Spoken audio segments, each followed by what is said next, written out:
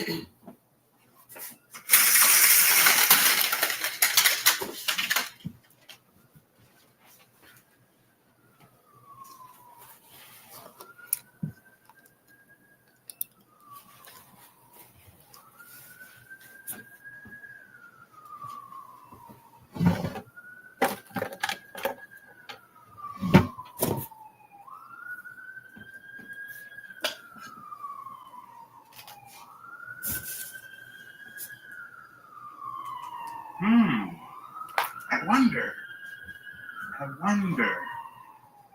Damn, John Baptiste de Brit, 1798. The native Brazilians. All right, let's talk about it. I'm not sure if you guys have realized this phenomenon, but the more that time goes on, the less and less they estimate slaves that came over here to the Americas. I met with a couple of genealogy clients last week. I remember this distinctly. They were both elders. I had back-to-back consultations, right? And they were both born in the 60s. And they told me, Mike, when we was going through school, Africana studies, college, all this shit, they were telling us that 100 million slaves were trafficked during the transatlantic slave trade. 100 million slaves. I said, damn, that's wild. I was born in 94. My generation, I learned that too, that 100 million slaves million. was you see how in a couple transported. decades, they take the number from 100 million to 12.8. And then out of the 12.8, in little fine print, they say, yeah, and less than 4% of those slaves came to North America. Damn. So much for the slave trade narrative they try to force upon us. Did the transatlantic slave trade happen? Yes. Most of them went to South America. Most of them went to the Caribbean. And there were already melanated indigenous people as well. So it's to say, if anything, the folks in the Caribbean and South America have some mixed ancestry. But Lord, oh Lord, we got to go back in time to get the the real paintings, as you can see. But let's get back to the news of the Mexican government officially acknowledging Black indigeneity. Black man was already here. The black man was already here. We didn't come in slave ships. That's not feasible. That would have taken too many ships. They would lose too many people. But if you're taken from Mexico to South America and taken off the coast, sat off the coast for a couple months, and then brought up and dropped off in Boston, that makes it a hell of a lot more feasible, don't it? Afro-Indigenous were here hundreds of years before the Spaniards showed up. I'll put this into perspective. The English Bible, the most widely sold book in history, the Bible.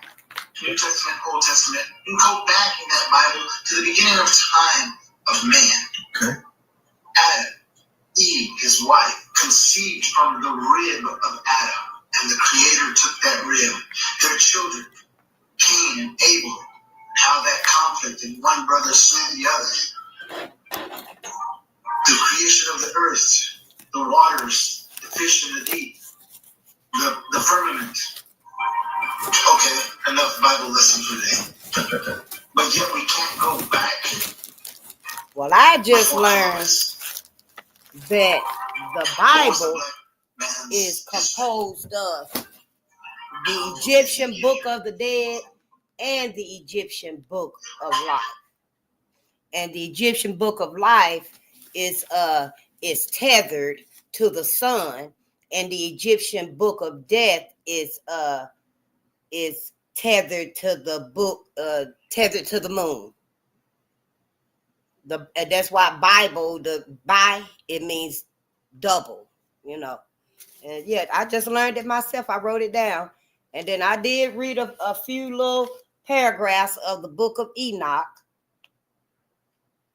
because all of that right there in itself deserves to be critiqued on its own. So when we do get to those books and stuff, I at least know a little something that I can say, hey, well, what about this? Have you looked at this right here?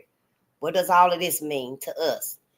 I mean, for me, the contradiction in the Bible, all of them, is enough for me to know that, hey, I need to ask some questions. I need to be curious about some things. My people need to be, especially my people collectively, need to be aware of some things. Ain't nothing wrong with that. You want to let somebody know when there's a hole in front of them and they about to step in it. You're supposed to let someone know. And what my mama always said, you ain't supposed to just let somebody walk blindly under a ladder. You know, let somebody step out into traffic. Whether they drunk, they hard of sin, whatever the case. You know, maybe they distracted on their phone or something, but you're supposed to help people. You ain't supposed to hurt people in life, in this world. Now, we don't want to be like the people that have harmed and terrorized us. We don't have to be like them folks. We're not nothing like them folks. We need to get back to our cosmic being. They've done too much to us. Yeah, we can't keep ignoring it. We're going to have to face it, deal with it, and just take our rightful place in this world as parents of this people, of all people, as parents of all people. If that means, being only with ourselves, then that's how we're supposed to be. Only with ourselves. We're not supposed to be out here mingling with everybody and acting like best friends with everybody. We're supposed to be the parent of all people. Show people how to live in their greatness. Show people how to be appreciative and how to be humbled and how to harmonize this world. That's what we're supposed to be doing here. No, we want to be friends with every motherfucking body. We can't do that shit no more. That's why everybody treat us like all shit, like we ain't got nothing to give. And we done gave every damn thing. Ain't nobody gave no more to make life on this planet, in this country right here, more humane than black people. I mean, I see the world being built up and stuff. I see what they doing. Honey, as soon as you come in over there in them other folks, houses and stuff, as soon as you come in, honey, everything is autonomized. Right down from taking your hat off, because the little gadget come and take your hat off and move it over there where it's going to be sterilized. And it'll put it on the shelf. And your jacket, all you got to do is come out of it. And you come out of your jacket, and it's on a hook already, because the hook came up and met you. You just step in that little square right there. Every time you take a step, whether you to the left or to the right, something finna happen to you in that little mud room, the lobby. And by the time you get into your living room, you in your robe and your slippers. Damnest thing, ain't it? And even that, it's digitized. It's digitized. The less we use our brain, our critical thinking processes, the less we use our own manual labor tools, our own hands, the less humane we gonna be as a people, as people. I don't care what your color is on that right there and stuff. Now you got to use your own brain. What it say? Use your mind or you lose it. We got to use our own brains and stuff. You don't need no chips and stuff to open doors and pay for your bills and shit like that. You can do that yourself. We as people, black people, we can't get caught up in what other people's, the children, want to do. They not the ones that even got no power to harmonize or nothing. Black people got the power to harmonize. That's what we supposed to do. It makes me feel some type of way. I can't even describe it. And to know, to accept that, I can be civil with folks. I'm going to be loyal to how I feel about shit. I'm going to always be loyal to how I feel about all of this that's been done to my ancestors. No. I'm not finna bite my tongue about nothing because, somebody gonna feel some type of way. Hell, we all ought to be appalled about what our ancestors have literally gone through. And then we made them forget. And don't mention it no more. Yeah, every time we had a new baby, somebody, why you didn't name the baby after your cousin? That was lynched. Why you didn't name the baby after him? Y'all were best friends. Y'all were such best friends. Everybody thought you were brothers. You were brothers, but you were first cousins. We just felt like we needed to, let those things go. The worst mistake we could have ever made for us. And now they back. The ancestors they back and they demanding recognition. So Black America, what you do from here on forward is going to determine everything for the rest of your life and your afterlife. Don't expect no mercy from white folks. No matter how hard you try to keep the peace, don't expect no mercy from white folks. Honey, these folks going to do things to you that we never even thought that a human mind could come up with things to do to another person that's living, another living being, and draw it out. Draw out the torture.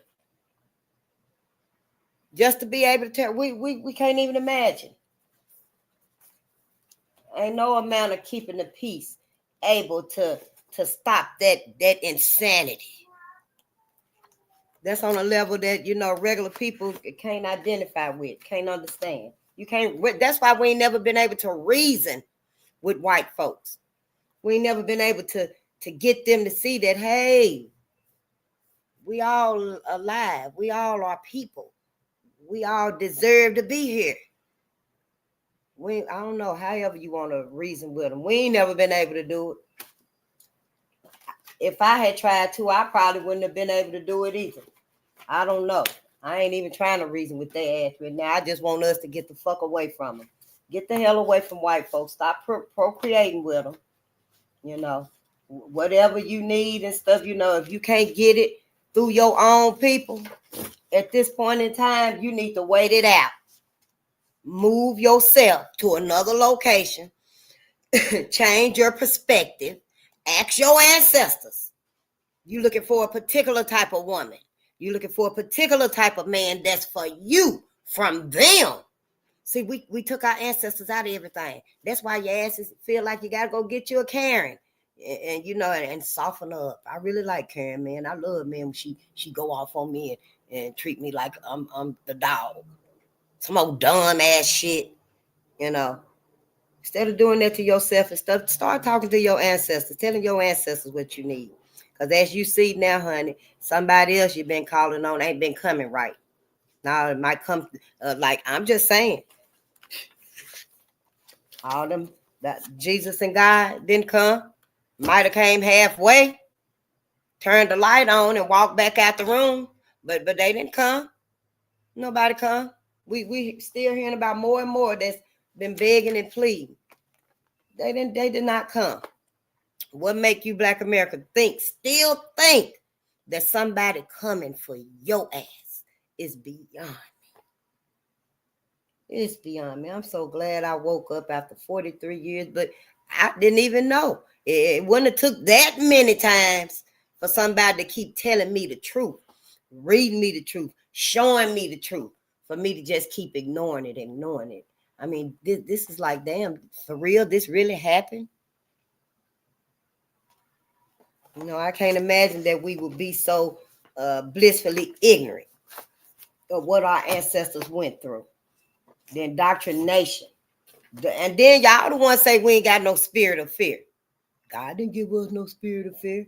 But black people, you scared of white folks.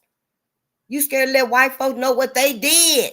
Their people did. Their ancestors did these things to our ancestors. They didn't do them. We didn't do it. We didn't physically suffer it, although we feel like it. We don't know where all this restlessness come from. We do now. All this restlessness come from being with white folks. We on the brink of insanity. If we don't get away from these people, y'all gonna have a rough challenge, you know, with them babies and stuff. Y'all got these babies with white folks. The white folks ain't motherfucking right. I don't know. I hope your babies is mentally strong. If they got the black side of the family around them, that gives them a better chance to have that mental fortitude, you know, that humane fortitude that they need. Because if that mixed baby, and I ain't talking about the baby and stuff, but if your mixed child spend a majority of their time with white folks, they're going to be emotionless, careless, they're going to be irresponsible, feel privileged. They're not going to identify with black people, the black struggle. That's just how I feel about it. And I'm talking about some mixed people that I know personally. They say, I be asking them, are you in touch with your black side of the family? I just want to know. And no, it ain't never been important up until now. But I'm seeing the difference. Like, honey, quit weakening your genetics, fucking around with white folks' inferior asses. Don't do your ancestors like that no more. Love my motherfucking ass. Ain't no love. All the love in the world ain't worth keeping it hidden and trying to tolerate white folks and their insanity, their hidden agendas, the hidden atrocities. That's too much energy devoted to them. We need to just let their asses go and get away from white folks before history repeat itself again. You, Black America, not knowing your history is setting it up to be repeated again. Yeah, right in front of our faces. Yeah, it's fucking unbelievable. Where is my fundamentals, my receipt set? What has happened to our people? I see why we fucked up. Now we see we get into the healing, why we need healing. Yeah, and we also seeing why these bastards don't want to pay reparations. Y'all son of a bitches. Don't want to pay us reparations. Y'all motherfuckers. All that you done did to our ancestors, it just made me think about it.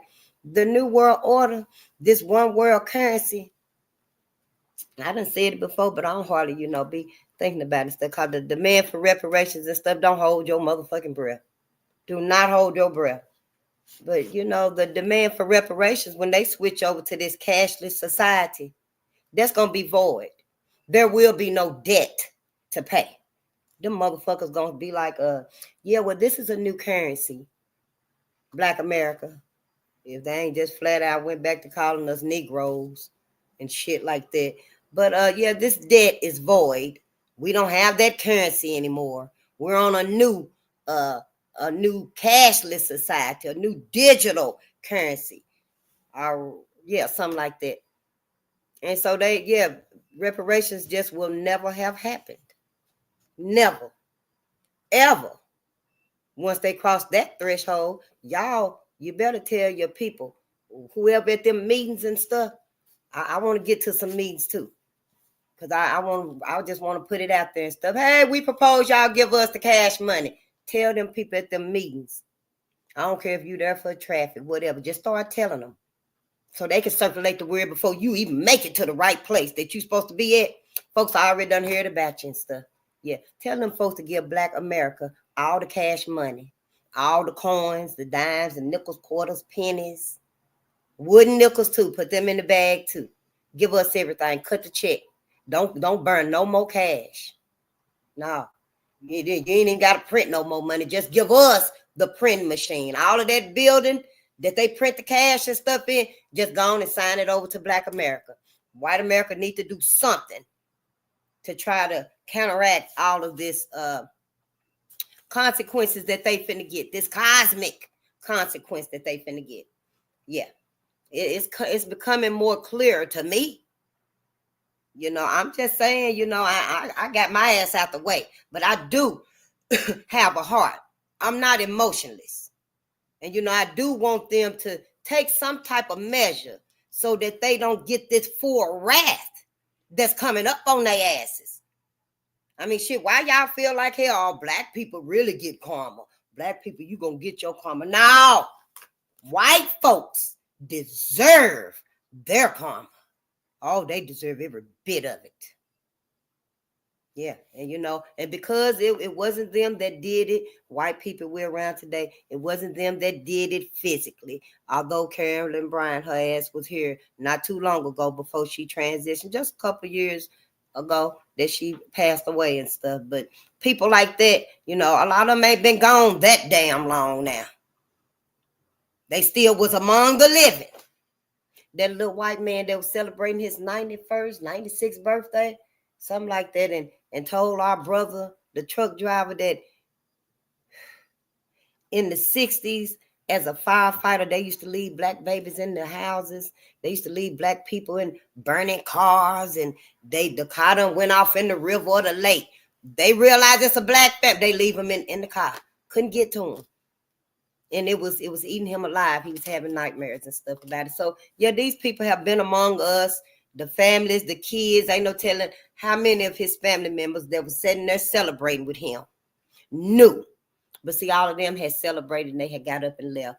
And brother went to the bathroom. He just wished him happy birthday. And he said, wow, you must have some memories. And the old man just started talking. He finally let it out. What it was. He was seeing that last baby. That last black baby he made eye-to-eye contact with. And that bastard turned around and walked out and left that baby in that fire. This is what you're dealing with.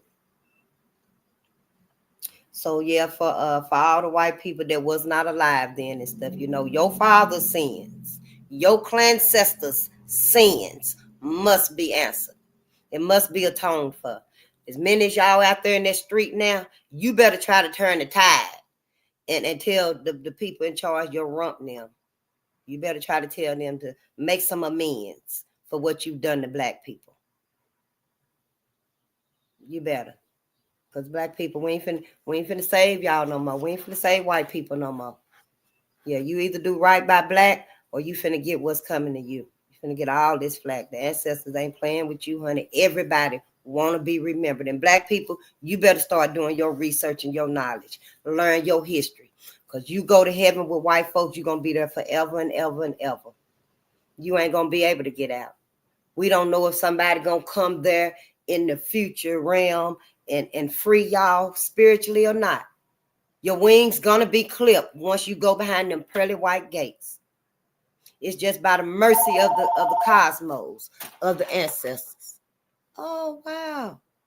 That I'll have to call her back. And that it's only by the mercy of the ancestors that our loved ones are able to be free from heaven. Because when they crossed over there, they were innocent. See, they didn't know. All they knew was they were being tortured. They were being tortured in inhumane ways. And when they finally died and went over to the other side and stuff, when they got to heaven, their wings retracted. It was just cosmic protection. The cosmos know. Y'all believe God know everything? Well, believe the cosmos know everything. You from the cosmos. Manifested. The cosmos wanted to be a human, wanted to experience humanity. So it came as you. It came as the black man and the black woman. So when you ended up in heaven with white folks and stuff, your wings retracted. Theirs did. Because see, all they knew was Jesus and God. We hear it in the books. They begging and pleading to Jesus and God. And where I'm from, down south, that's where we know Jesus and God. Some folks know Jehovah. My mama tried to be a Jehovah's Witness, but we wasn't having it because we were used to birthdays and Christmas and Thanksgiving. So, you know, the kids, we wasn't having it and stuff. So it never happened. She would get the newspaper and stuff, but All we knew was Jesus and God, and that's what we look for and we believe in and everything, you know. But now I know, and a lot of us know that there's Yahweh and Yahushua, and then even to go further, there's Dionysus and Krishna and Zoroaster and Buddha. I mean, it's so many, and Horus, the first virgin birth. But all we know is Jesus and God, and they never came. The little, I ain't gonna say little, the savings and the tidings that you've gotten in your life, Black America. And you think, oh God, the Lord may not be when you want him, but he on time and stuff. That was your ancestors. That was your ancestors coming through for you. And all of our not knowing, they still love us. And they still try to help us along the way so that we can be here, have some sanity, and be about our business, be about our ancestors' business when the time comes. So now as a people, it's time for us to put that respect and that credit where it belongs. And it belongs with our ancestors. That benefit of the doubt, keep your Bible if you must. Keep your King James Version. Keep your KJV and your NIV, the New International something. Keep all of them Bibles. I'm not even going to stress with us about it and stuff. Because eventually that Bible going to be, you know it. You know it. It's going to be able to remain on that little shelf that you got for it right there. Because you know it from front to back. This is our new Bible that's going to take precedence over that Bible. Because this is what matters. This is what matters now. In that old Bible, the King James Version, it's old now. Yeah, it's old now. I ain't never even read it, but it's old now. You know, from this point on, you supposed to start looking at the contradictions in those Bibles because you got a new Bible to get into, Black America. So you will at least know some things. So you will at least know some things. It said, I think it was the Sumerians, people that don't know their history. You setting history up to repeat itself again. White people ain't never told you these things, even if they lie. Well, I remember my great auntie used to tell me these stories and stuff. And they just forgot it, acted like it was just a story. Why? Because it wasn't supposed to be told to us. You weren't never supposed to be free. That I can't even wrap my mind around that. How do white folks claim to keep slaves forever and ever and ever on earth? How can a person actually think? And they did. Even after our ancestors was physically freed, white folks still kept slaves. Oh yeah, they motherfucking asses was moving deeper down south. They were moving to other states that wasn't coming to free the slaves yet. They were moving all around, taking their slaves with them. Some of them was keeping them hidden, wouldn't let them come out and stuff. Some of them would trick them and act like, oh, we on the same level now. I got to pay you a little bit for your work and stuff. I sure appreciate you being here, Mary. Well, here's your allotment for the week, for all the work and toil you've done, Ain't never been no sincerity for us. I'm just glad that, I learned from my mama that, I don't have to be bitter about nothing. I sure don't. I ain't got to be bitter to him and stuff because I still believe what she said. If I can't help you, I won't hurt you. Stuff. I won't hurt no white peoples and stuff like that, but they better get the fuck away from me. Don't think I'm the one that want to be around your asses because it ain't even that. I can be civil and be myself for my people as far as white folks concerned. Yeah. If y'all can't do that yet, then yeah, you still got some work to do. It ain't about if we all one face and we all got to get along and save the world and stuff. No, we got to save our people. That's who we got to save. It's your duty, Black America, to save Black America. It ain't everybody else's duty to save us. They can, they should. They're the reason why we are so traumatized. Condoning what white America do. Everybody's okay to let us be oppressed, literally tortured, and don't get no resources, don't get no appreciation, don't get no respect. They just, oh yeah, let me kick their asses while they're down and give me their things here. Sell me their legacy for $5. I'll take their land for $5. Let me kick their asses again. But I didn't do nothing to Black America. We're Black too. Don't none of that even make a difference no more. It's just us for us now. And I could deal with that. I'm very happy we finally decided. I'm hoping we did. According to the 92%, yeah, we've decided to be for us now. I just want you, family, to be aware of what white folks are liable to become. They liable to metamorphose right back into who their true nature really is. I didn't know. If I'd have known, I'd have been told us. Y'all would have been heard about Face the Nation. Did you hear what Face said? Did you hear that lady Face? What did she say? Is she talking about us? You damn right I'm talking about y'all. And if you got any inkling, white America, that's inside of you, Sabrina, Karen can't wait to tell you, well, why you think I'm like I am? I'm Karen, bitch. Y'all know who I am. I'm just like my clan mother, and all that bullshit. No, don't let them put your ass to sleep. Don't be no fool and no dummy. You know they want to lull you back to sleep. Yeah, white America don't know what to do. They ain't got black people under them no more. This finna be another awakening for white America. This is our second awakening. Black America, you in another awakening. Reawakening, ain't that some shit? Yep. Your first awakening, 1919. Yeah, that's what the book say. The sum of 1919 and the awakening of Black America. And now your ass in a new awakening. You ain't like a reawakening. Ain't that a movie or some shit? See, they always put shit in front of us and stuff, but it means something very detrimental to us when we look through it through the right perspectives and stuff. Yeah. Let me go and get these fundamentals out the way and stuff, because we looking through a spiritual lens. Loyalty, resilience, and education. If we come up with some more lenses to look through, we will. But for now, we need to know who the hell are we loyal to. Black America.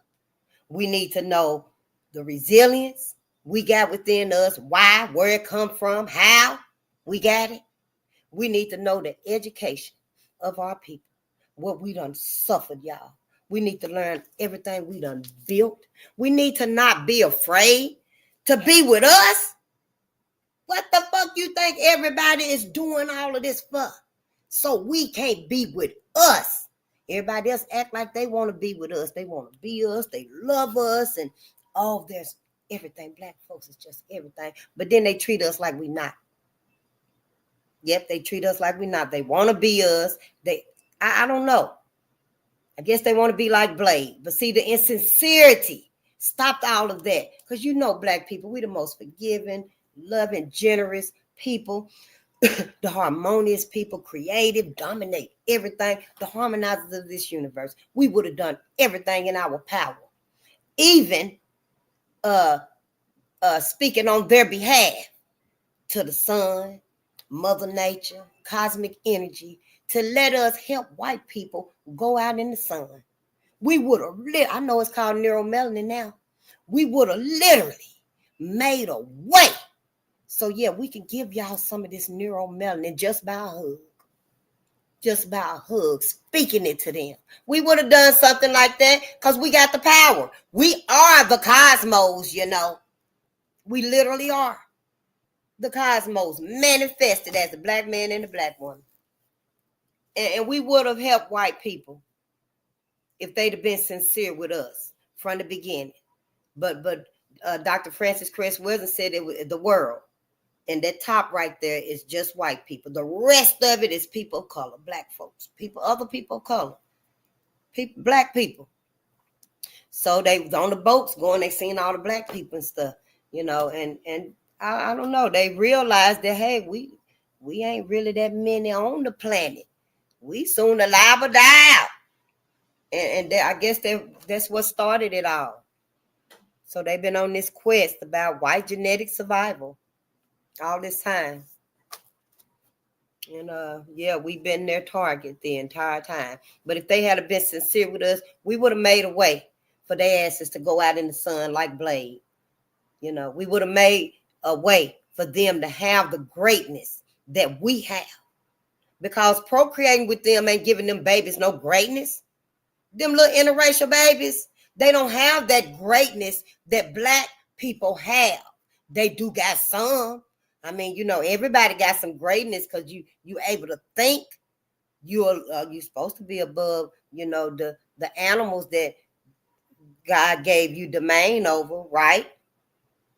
I'm just saying, you know. Now, clanimals is a different species. I don't even know much about them. I didn't even know they existed. I thought it was just animals in the world, pets of the world. That's all I thought. I didn't even comprehend that the pets of the world, the giraffes, the elephants, who else they be, some of the animals, their ass is done extincted. The seals and walruses, the orca and sharks and shit like that, animals like that, pets of the world. I thought they were the only animals of any kind, just the animal kingdom. But clanimals, these people, literal clanimals, are a different species. I don't know. I guess I'm gonna have to ask ChatGPT about it. I guess because everybody acting like they don't know. These are clanimals right here. A human being and an animal that the cosmos created, the higher power, your God, created the animals and gave you domain over. We were supposed to protect them from these clanimals. The clanimals is literally torturing and terrorizing the animal kingdom and the black man and the black woman, the parents of all people. Yep, that's what they doing and stuff. When animals do get to talk, dogs and cats and stuff, they all honey, squirrels gonna be coming out the tree telling y'all motherfucking asses, black people, we've been watching the whole time. We've been watching y'all asses the whole time. When you be like, darn, that squirrel over there just keep chirping and stuff and me asking you, why the hell you still around white folks? Why you still around white folks? See, when you put it all together and stuff, it makes so much sense. It makes so much sense, but we don't know about clanimals yet. It's a new species. No one ever thought that the movies was telling the truth. Hell, it might not even be clanimals. It might be some other terminology. I just think it's clanimals because they said they were the clan. So they said they were the clan, and they act like animals. The Neanderthal and the cave beast is a type of animal. It ain't like, you know, the wolf. When the bear stand up, it ain't even like the bear. When it stand up, it's kind of different than the bear. And the bear is scary as fuck. But a clanimal is like otherworldly, you know. So it's a different type of species that we don't even know about yet. I don't know where that book gonna come from, but it's true. And then white folks, the good, because y'all be saying all white folks not like that face and stuff. Well, they need to identify between them and the clanimals because we can't do that. I don't know the clanimals from the regular white people. They all look the same. Ain't that what they've been saying about black people? You look the same? Well, it matters now that all the clanimals look the same. White people look the same and stuff. I don't know. Just look at them for yourself. I'm trying to make sense of this too. I don't know. We might not even get to read today. But look, then I'm going to give some shout outs. We're going to do our fundamentals, and we're going to read a little bit because I think I'm supposed to go help somebody move like they helped me move. But see, we don't know which one of them is white people, regular white people that, you know, they got, I don't know, a conscience or emotion or logic or relationship with the high power. Hell, I don't think they got none of it. But we don't know which one of these men got their hell. They all at the lynching. The books is telling us that little kids was at the lynchings, 6 and 10 years old. Remember that story about them little kids? And little kids, white kids in the trees during the lynchings. So I'm just of the opinion that we don't know. White folks gonna have to decide. But we can't even trust them to tell us, no, I'm not one of the clanimals. I'm one of the original white people. I mean, how they gonna put it? I'm one of Adam and Eve descendants. Here, Adam and Eve came from the Neanderthal, the cave. Adam and Eve was white people's beginning. I've been listening to our jingles on YouTube. Yeah, but they've been telling it all and teaching it all, and it seemed to make sense to what I'm coming up with. But he said that Adam and Eve came from Pelagus, whatever his name is. I find that notebook, and he said that Pelagus was the king of the Anunnaki, the Neanderthal, the cave beast, or something like that. That's where white folks came from. Yeah, just the one word, cave beast. The one phrase, cave beast, Neanderthal, that's white people. Then I was listening to somebody else. Y'all remember when I first sat down, I was telling y'all we are different. Dr. Layla Africa said we are very different than white people. Everybody been telling it now. Well, the other day I was listening to a new brother, and he was saying that we so different from white people and stuff. We are pretty much, I don't know, I guess we'll die out if we don't get away from them. White people trying to take our whole existence, our whole essence. The movie Get Out must have been true, y'all. It is true. White folks are working with Neuralink. Plant that shit in your brain and stuff so they can live through your body. They literally gonna put their brain in a black body. I don't know how they come up with this stuff. Because when you've exhausted your life on earth and you die and pass away your body, you supposed to move on. You ain't supposed to try to manipulate humanity, mankind, and life itself. You ain't supposed to try to manipulate it and live forever. That's going against cosmic order, cosmic nature. That's going against the cycle of life. And that's what white people doing. I don't know, hell, who they gonna blame it on.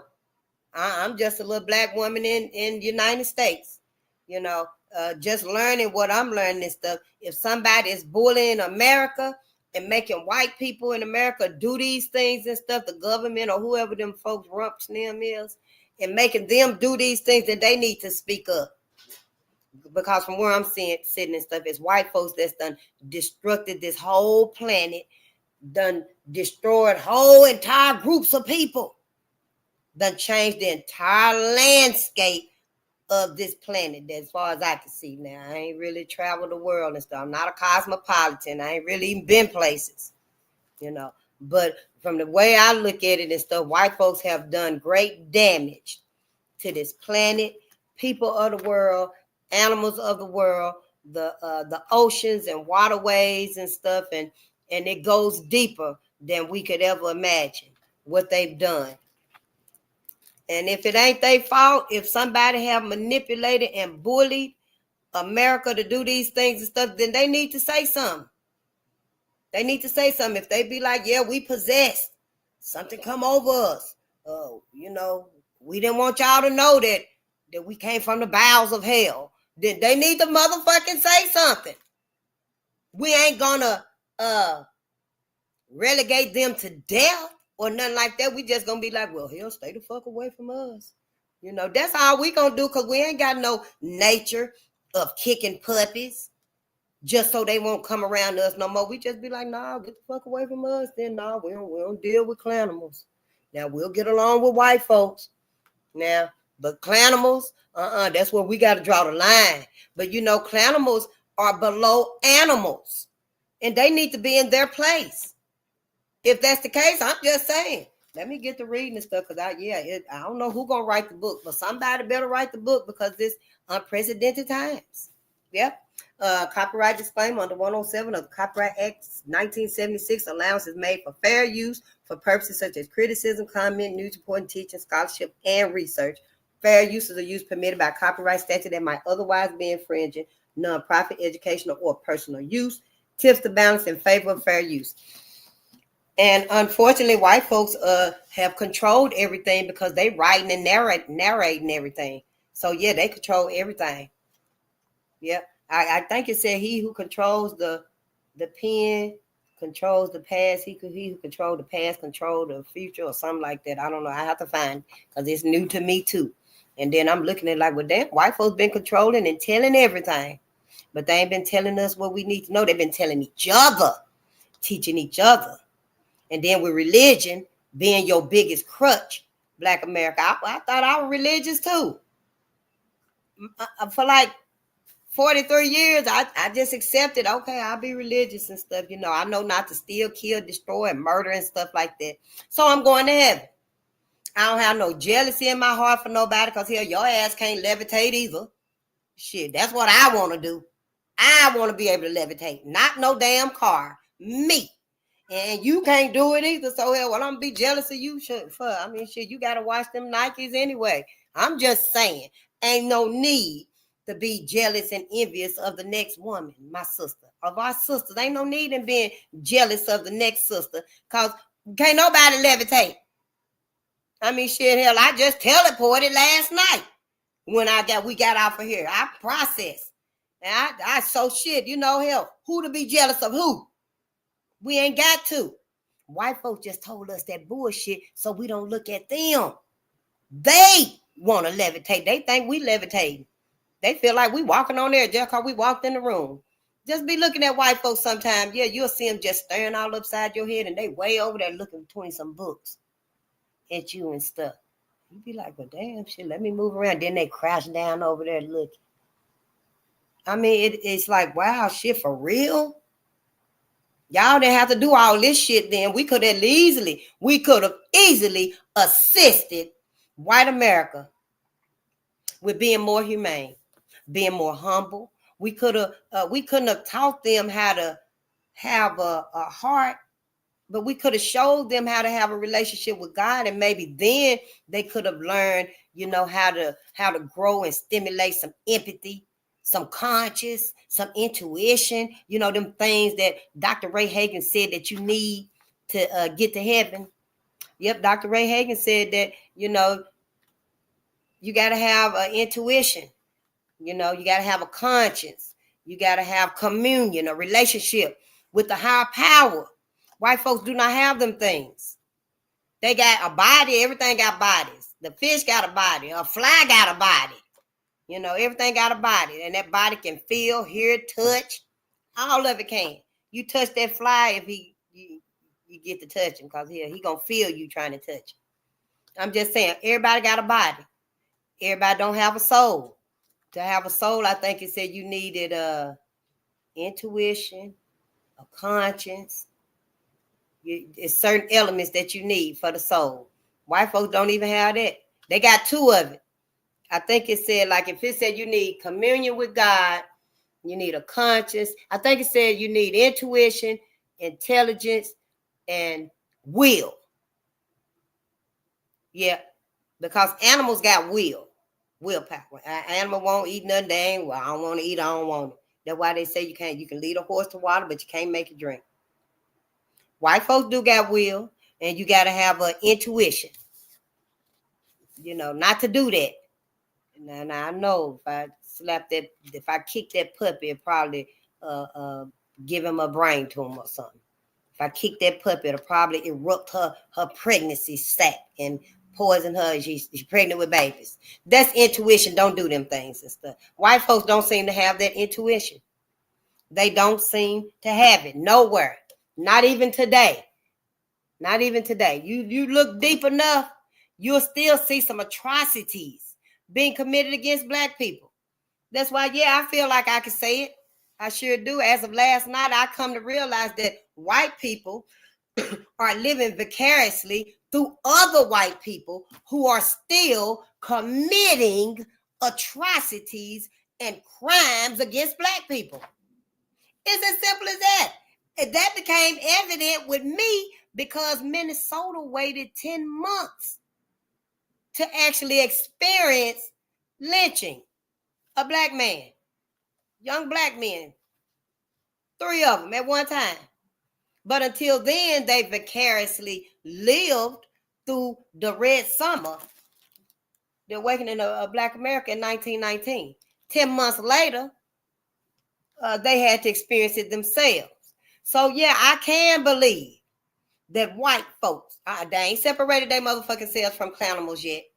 So yeah, don't get mad at me. And don't generalize all of us face. Well, goddamn it, y'all better start saying who's who.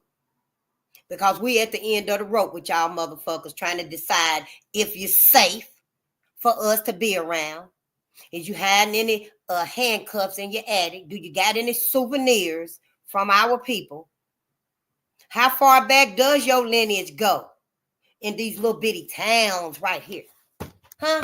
5,000 people in this little bitty town right here. Was your family still here at that time? I'm just saying. We got questions that need to be asked. You know, I'm not trying to rouse nobody up to go do nothing, because honey, you supposed to been done something and got away from white America. Don't try to go, oh yeah, I'm gonna avenge John Hartfield now. What you did to John Pennington, yeah, I'm gonna stand up for him now. All you need to do now is, hey, I'm getting the fuck away from y'all and let your people know. Stop fucking with white folks.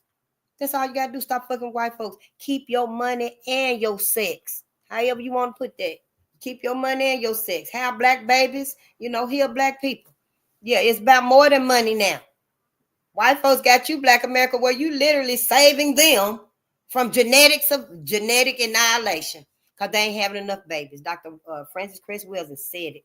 White folks ain't having enough babies fast enough. That's because they can only have white babies with white people. They had it right all along. Let their ass procreate with them so they will naturally die out. But now we done started sleeping with their motherfucking asses, y'all have. And now y'all giving them another sense of hope that they can finally live on again. Let us just live another 50, another 100 years, and we can get these robots up and going, and then we can get our brain in some black bodies, like that movie Get Out. I've been trying to find it, but it ain't even on Netflix no more. I'm going to watch that movie one more time because that is very telling to us. It ain't beyond, possible, y'all. No, white folks have been very creative so they can live forever, but you ain't supposed to live forever. You ain't supposed to live forever. You don't know nobody that's gonna live forever. And I know in y'all Bible and stuff, them folks were living like 900 years and shit like that.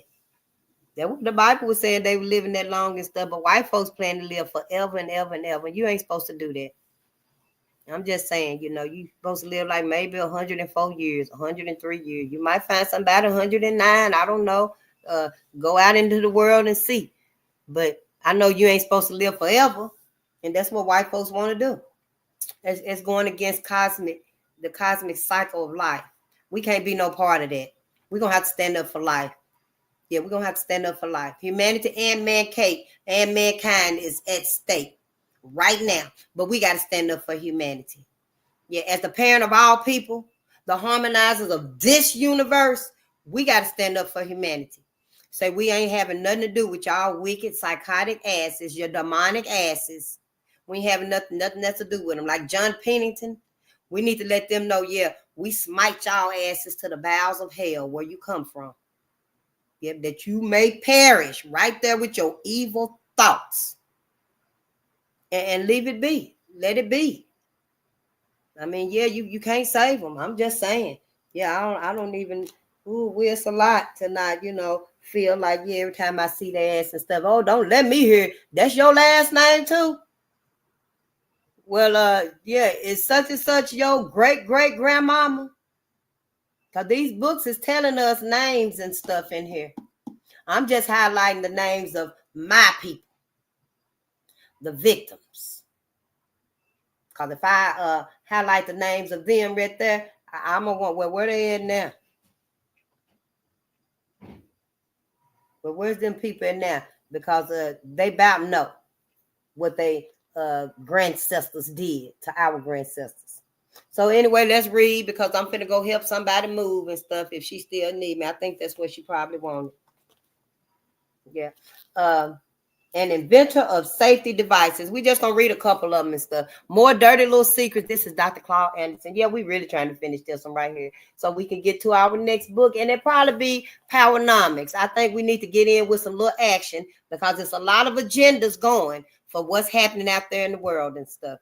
The world is on fire, and I think we do need to get in with some physical agendas that we are doing, even though we are working on our homestead at home in your apartment, whether it's an efficiency or our house. Whether you got to do your inside garden or you can throw a potato out the window. And she'll just look out there every few days and see if you see it sprouting. But we still need to collectively get out on some of the agendas and stuff. And there's a couple of them. Dr. Ray Hagen's got one. Dr. Claude Anderson got one. Dr. Reverend Augustus Corbet got one. It's several that we can get on and stuff. I don't know about Boyce and Roland Martin. I don't really listen to them a whole lot, but I do have them. We're going to find them and stuff and find the ones that we need to be on and stuff so we can be on code with us, you know, collectively, I'm saying. Yeah, we just, I'm behind myself. And if y'all know, then go on and please let us know so we can kind of catch up because I'm about to feel like I'm the last one to the damn fight. For real. But, you know, it is what it is and stuff. An inventor of safety devices. And, you know, we read about the Iceman yesterday, Frederick McKinley Jones and stuff. This is a book that you can read to the babies. I would, yeah, definitely. Read this to the babies. And, you know, the young ones and stuff, you ain't got to read the little emotional stuff. But you can read the greats in here and stuff, you know, to them and stuff. And the young kids and stuff. Yeah, you can read stuff like that to them. The first blacks in Congress and the first black painter, the first black college graduate, the first black woman doctor. Yeah, you can read this right here to our children and stuff. Her name was Rebecca Lee. And they will learn a lot by these and stuff, you know, and do repetition with them. I learned about repetition also. And, you know, and then once they remember it and they get a hint, that'll help them to remember that, like Robert Smalls, the one who stole, he was a crew, he was the leading crew of the Confederate ship, the Planter, him and the black crew, and they stole the ship. His name is Robert Smalls. I remember his name because to me, they made him pilot that ship so precisely so that they could go fight in the war and kill and kidnap and maim and murder people that oppose slavery. So in my mind, I was like, oh, so they made him feel 2 feet tall because he didn't want to do it. And but he had to. And they wanted to escape too, y'all. It ain't like they were like, oh, well, we got to stay here. Because black people always been escaping slavery. Always. It's some magical rescues of black people rescuing each other, escaping slavery. Yeah, working together to outsmart the master and his dogs and the patty rollers and stuff like that. You know, it ain't like we just accepted it and let it happen and stuff. We just couldn't organize to massively escape slavery. We just couldn't do it. So I feel like, you know, Robert Smalls and stuff, they made him feel 2 feet small, 2 feet tall. But he did it. And y'all, he mastered that ship so precisely, y'all. He stole the whole ship, him and the crew. Him and the crew. Honey, they was so wonderful, so magical in their plan and stuff. The white crew didn't even know that they had stole the ship until they were way in the middle of the river. Almost halfway to the Confederate Army. That's when the white crew woke up and realized that they were gone. Yep, it's a magical story. It's beautiful and stuff, you know. So, yeah, that book stories like that and stuff are in these books. And we need to teach them to our babies and stuff. And help them come up with little hints so that they can remember. If they be like, Darren, I forgot his name, but I know who you were talking about and stuff. Then just remember he's 2 feet tall. They made him feel like he was 2 feet tall. Yeah, you're going to learn how to sail this ship, boy. You're going to learn how to sail this ship. That's your duty. And so, yeah, him and his crew, they did it. Oh, yeah, they did it. But they were planning at the same time. Yeah, they were planning because I know some of them were like, yeah, let's just run for it. Yeah, we get across to that river over there. We home free. We with the Union. We'll be with the Union Army, but they had to take other steps, you know, and they didn't know how to do it and stuff. They wanted everybody to get free, not just Robert. They wanted the whole crew. It was like 5, 6, maybe 7 of them on a huge ship. And then you had the white crew. They was in charge and stuff. So, you know. So Robert was the one decided they're going to wait till Christmas when all the white crew was drunk. And yeah, they're going to be planning and plotting and saving up their necessities and stuff. So when they all get drunk and go to sleep, they can take the ship and leave. And that's just what they did too, y'all. We're going to talk about it sometime. Yep, that's how they did. Henry Box Brown mailed himself to freedom. Yep, sure did. He had his friends to help him. Oh, and then it was a sister. She tried to mail herself to freedom, y'all. She did. She succeeded. She mailed herself to freedom too. But she was upside down. And she was upside down so long, y'all, her brain flipped. So she was kind of touched a little bit when she got to freedom, but she was free. And honey, she'll tell anybody, listen, I'd rather be crazy and free than be sane and stuck in slavery. Yep, that's how her mentality, how she told it then and stuff, but she was free, honey. It didn't kill her none, but it kind of touched her brain a little bit because being upside down that long, it kind of began to turn, you know, and she couldn't have flipped herself over because the crate probably would have broke apart. They would have known she was there. So, you know, she just had to stay like that. And that, yeah, she did it too. They took some extreme measures. Don't believe what nobody was telling you about us. Them motherfuckers don't know. An inventor of safety devices. Richard B. Spike, a black man, invented a device that made it possible for the typical motorist to drive automobiles with improved safety. Yep, and this is more dirty little secrets about black heroes, black history, and other troublemakers. Volume 2. Now see why I'm feeling like there, and I know I need to call and see, hey, you need me right now? Can I come in an hour and maybe help then? Let me see, y'all, what she gonna say. Hold on, give me just a minute. I'm sorry. And then we need to get some shout outs too before we start reading. Just a little bit. Oh, Amazon making a movie about Robert Smalls. Oh, good day. How you doing? You need me to come and help right now? Oh, okay. Probably about an hour. You need me to come by then?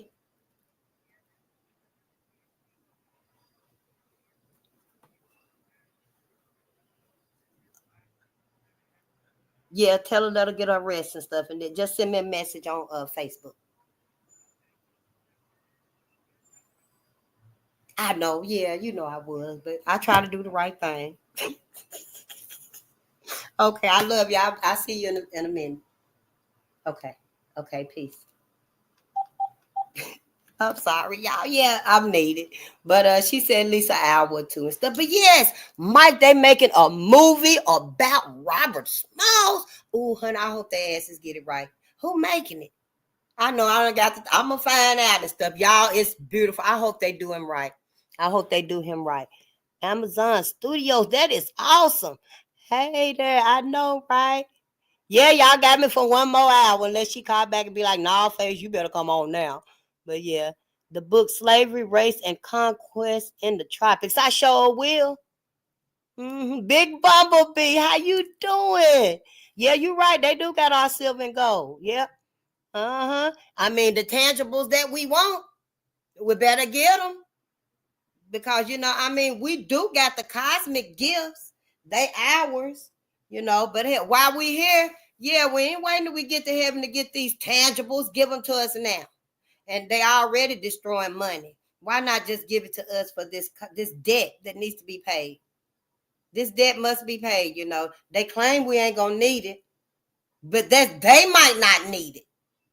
See, our leaders and stuff, need to speak up on this behalf right here. This is where America can be. Them clanimals can be what they want to be. And we don't have to be a part of it. And they can't make us be a part of this now. Somebody gonna have to stand up and say, no, this is where y'all motherfuckers is finna cause the division.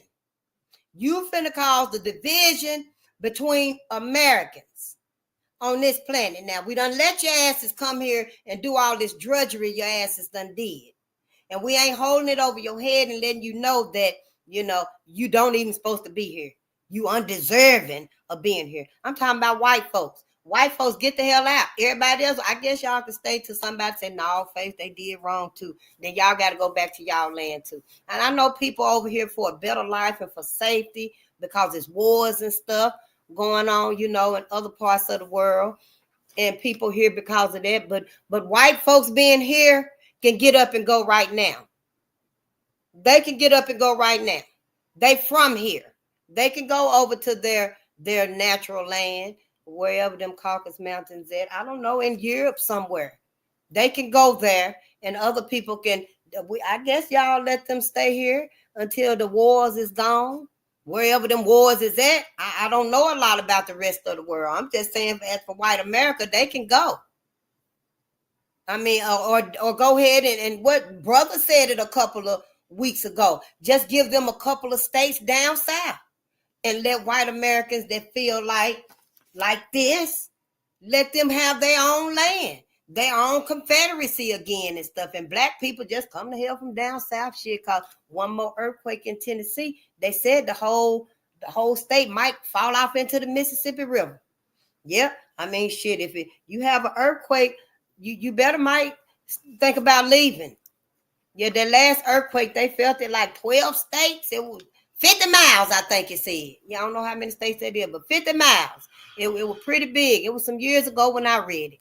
And so, I'm just saying, so yeah, hell, let their asses go down there. Tell them to go to Tennessee. Wasn't the Ku Klux Klan created in Pulaski, Tennessee? I'm just saying, it might just be where the movie Walking Tall was at. I don't know, but I remember that word, Pulaski, Tennessee. And I'm just saying, hell, let white folks go down there and stuff. And then the next earthquake, hell, will plunge all of their asses into the Mississippi River. Hell, drop some of their motherfucking asses off in the Tallahatchie River, the Suwannee River, where they lynched and threw black bodies at, like Emmett Till was in the Tallahatchie River, I think it was. Yeah, hell, let all their asses fall off in the Mississippi River and then just float to the other rivers. Why we got to keep them amongst us and stuff? So if they want to cause this division, let them cause it.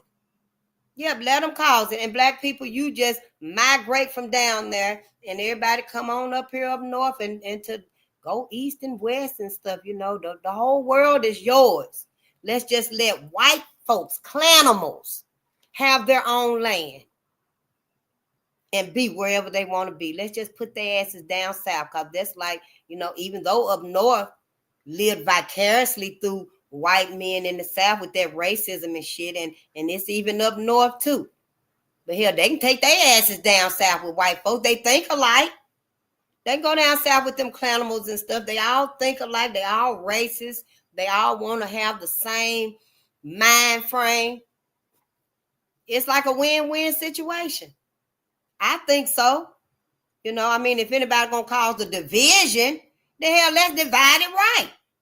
Why we all got to be mingled in together and stuff. And see, white folks that say, no, we're not clanimals. We've never been clanimals. Then they say they white folks, regular white folks. So you can stay in with regular society.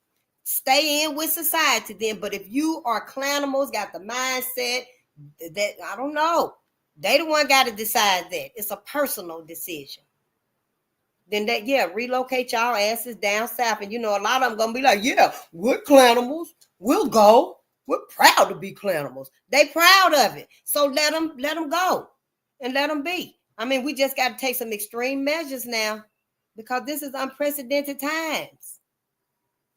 And white folks themselves, when white folks really learn, and they claim we had no idea, face that any of these things ever happened. And I want to know the names of everyone, like they really gonna do something and stuff. But for them white folks that's like that and stuff, they should understand why we as a people must take these measures to make sure that we are always forever and ever away from their asses. That we are always safe from them in this life and the afterlife. They should understand. If they don't, then they wasn't for you anyway. They just using you. Every time they rub you and touch on you and stuff, they grabbing some of your energy. Yeah, every time they have a thought about you, it gives them a boost of inspiration, motivation. It gives them a boost of your greatness. And they use it for themselves and stuff. And meanwhile, you over there just don't know why you getting paler and paler. It look like you're losing melanin, girl. They call white folk, they always sucking it up out of you and stuff. And then they got your skin folk coming around you and stuff. And they got you cussing and mad and stuff. We ain't even upset and bitter about nothing that matters. I mean, I do be in my emotions about this right here and stuff, but it ain't too much that get me to where, I feel like I want to just go off on a motherfucker because I don't know how I'm feeling. It's a lot. It's like overstimulating, like this right here is. But see, white folks got us so indoctrinated. We like this about shit that don't even matter. Oh, you parked in my parking spot. Just all kind of bullshit. Instead of what really matters, because we don't know how to stand up for nothing. That's why they always tell you, you stand for something, you're going to fall for anything. But ain't nobody told us nothing. They got us thinking, oh, black folk, we don't comprehend. We ain't reading. We ain't got no critical thinking skills and stuff. So black people thinking you talking about somebody stepped on your shoe. You got to stand up for them stepping on your shoe. I don't know, hell, black they eye. That's not what it means. See, you just dropping jewels and ain't telling us nothing. Yeah, I don't know. You just dropping jewels, but ain't giving us no type of context. You ain't teaching us how to critically think about it now. So we giving all our attention, all our energy to the wrong things, all of our creative geniuses and stuff. Look at all our creativeness we got. Do you see anything that's being created overall for us to use as a contribution to society, to our people? I mean, now we know about Maxwell Chumbico. I ain't read his name in a while. I got it somewhere. The one that came up with the car. Y'all, he invented vehicles that operate off of the Earth's natural frequency. You know how the birds and stuff, they migrate when the weather changes and stuff? That's because of the Earth's natural frequency, the magnetic frequency. Well, his vehicles, that's how they operate. You don't need no charge the car up and stuff. You don't need no gasoline, nothing. Yep, you just get in it and hey, you can go. Yeah, it's gonna charge up because of the earth and stuff, but we don't see stuff like that being contributed from us anymore because of white folks. You've been around white folks too much. You're gonna have to get away from white people. Yeah, let's read before I get ready and go help move and stuff. Because I'm gonna help them good too. I know, Kimberly Tate. Yeah, I'm gonna have a wonderful day. Yep, I sure am. I try not to have no bad days. Good day, Shantae. It's so good to see you. Yes, it is. I try to have a good day, a wonderful day. Yep. Matter of fact, Ashby be saying, when you ask her how she doing this thing, she be like, "Oh, I'm wonderful. I'm grateful on purpose." So I just be like, "Yeah." Now I don't start saying, "Well, I'm wonderful on purpose too." Yeah, I'm on purpose. I'm gonna be wonderful today. I'm gonna have a good day today on purpose. I'm grateful on purpose. That when I don't start saying it and stuff, it feels a whole lot. It's becoming normal. And I'll be saying we need to increase and we need to elevate our greetings to each other. Yeah. And it is a conversation starter. Because people, what do you mean on purpose? Oh, I'm being wonderful on purpose, intentionally. Yeah, that type of thing right there. So yeah, I didn't want to feel like, oh, there you go with something new and stuff, and she made it feel like, yeah, it's inclusive. Try it. Just try saying it. Seemed strange at first because I always be like, oh, I'm wonderful.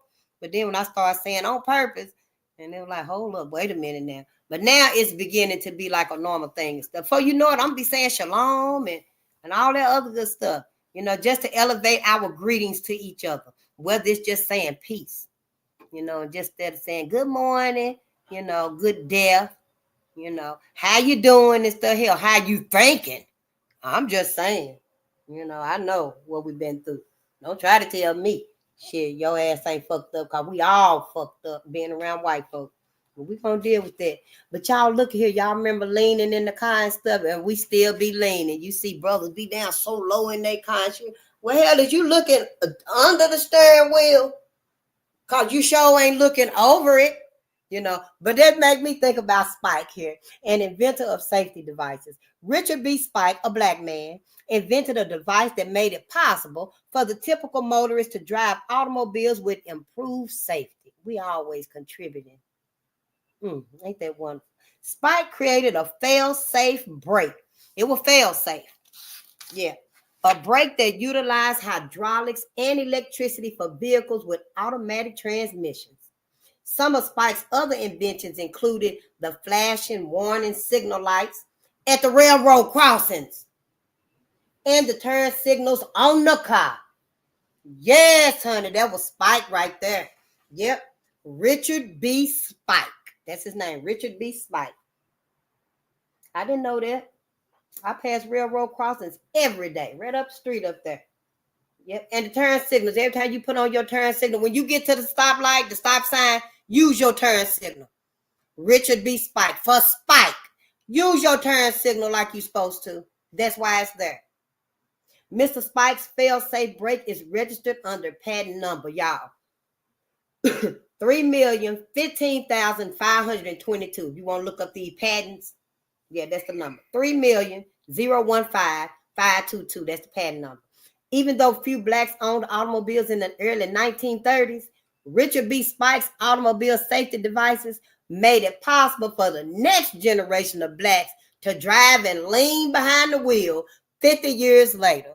Yeah, because of that right there, we was able to lean in the car like that right there and stuff, and drive the car. And you be like, well, damn, can you get any lower? But that's I'm just saying. Then I think it was a song too.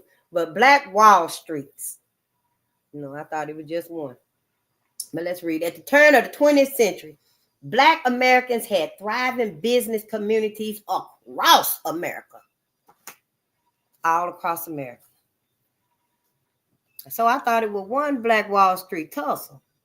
So Greenwood, Tulsa, Rosewood, all of them was Black Wall Streets. I guess that's what it seemed like it's beginning to be. The more I learn about them and stuff. But let's read and see. Oh, y'all look at that postcard of Tulsa burning. It's a faded postcard of Tulsa burning. See? Yep. Better not be trusting these folks. Two of the largest and most successful Black business districts, called Black Wall Streets, was located in Durham, North Carolina, and Tulsa, Oklahoma.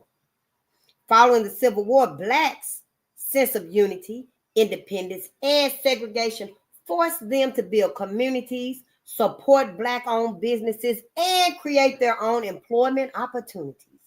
Durham had the first Black Wall Street. I never even heard of Durham, which was the role model for Tulsa's. See, Durham was the draft, so to speak. And then they came and perfected it and advanced it with Tulsa. So it seemed to me like Durham would have been the lower scale, the very first, the lower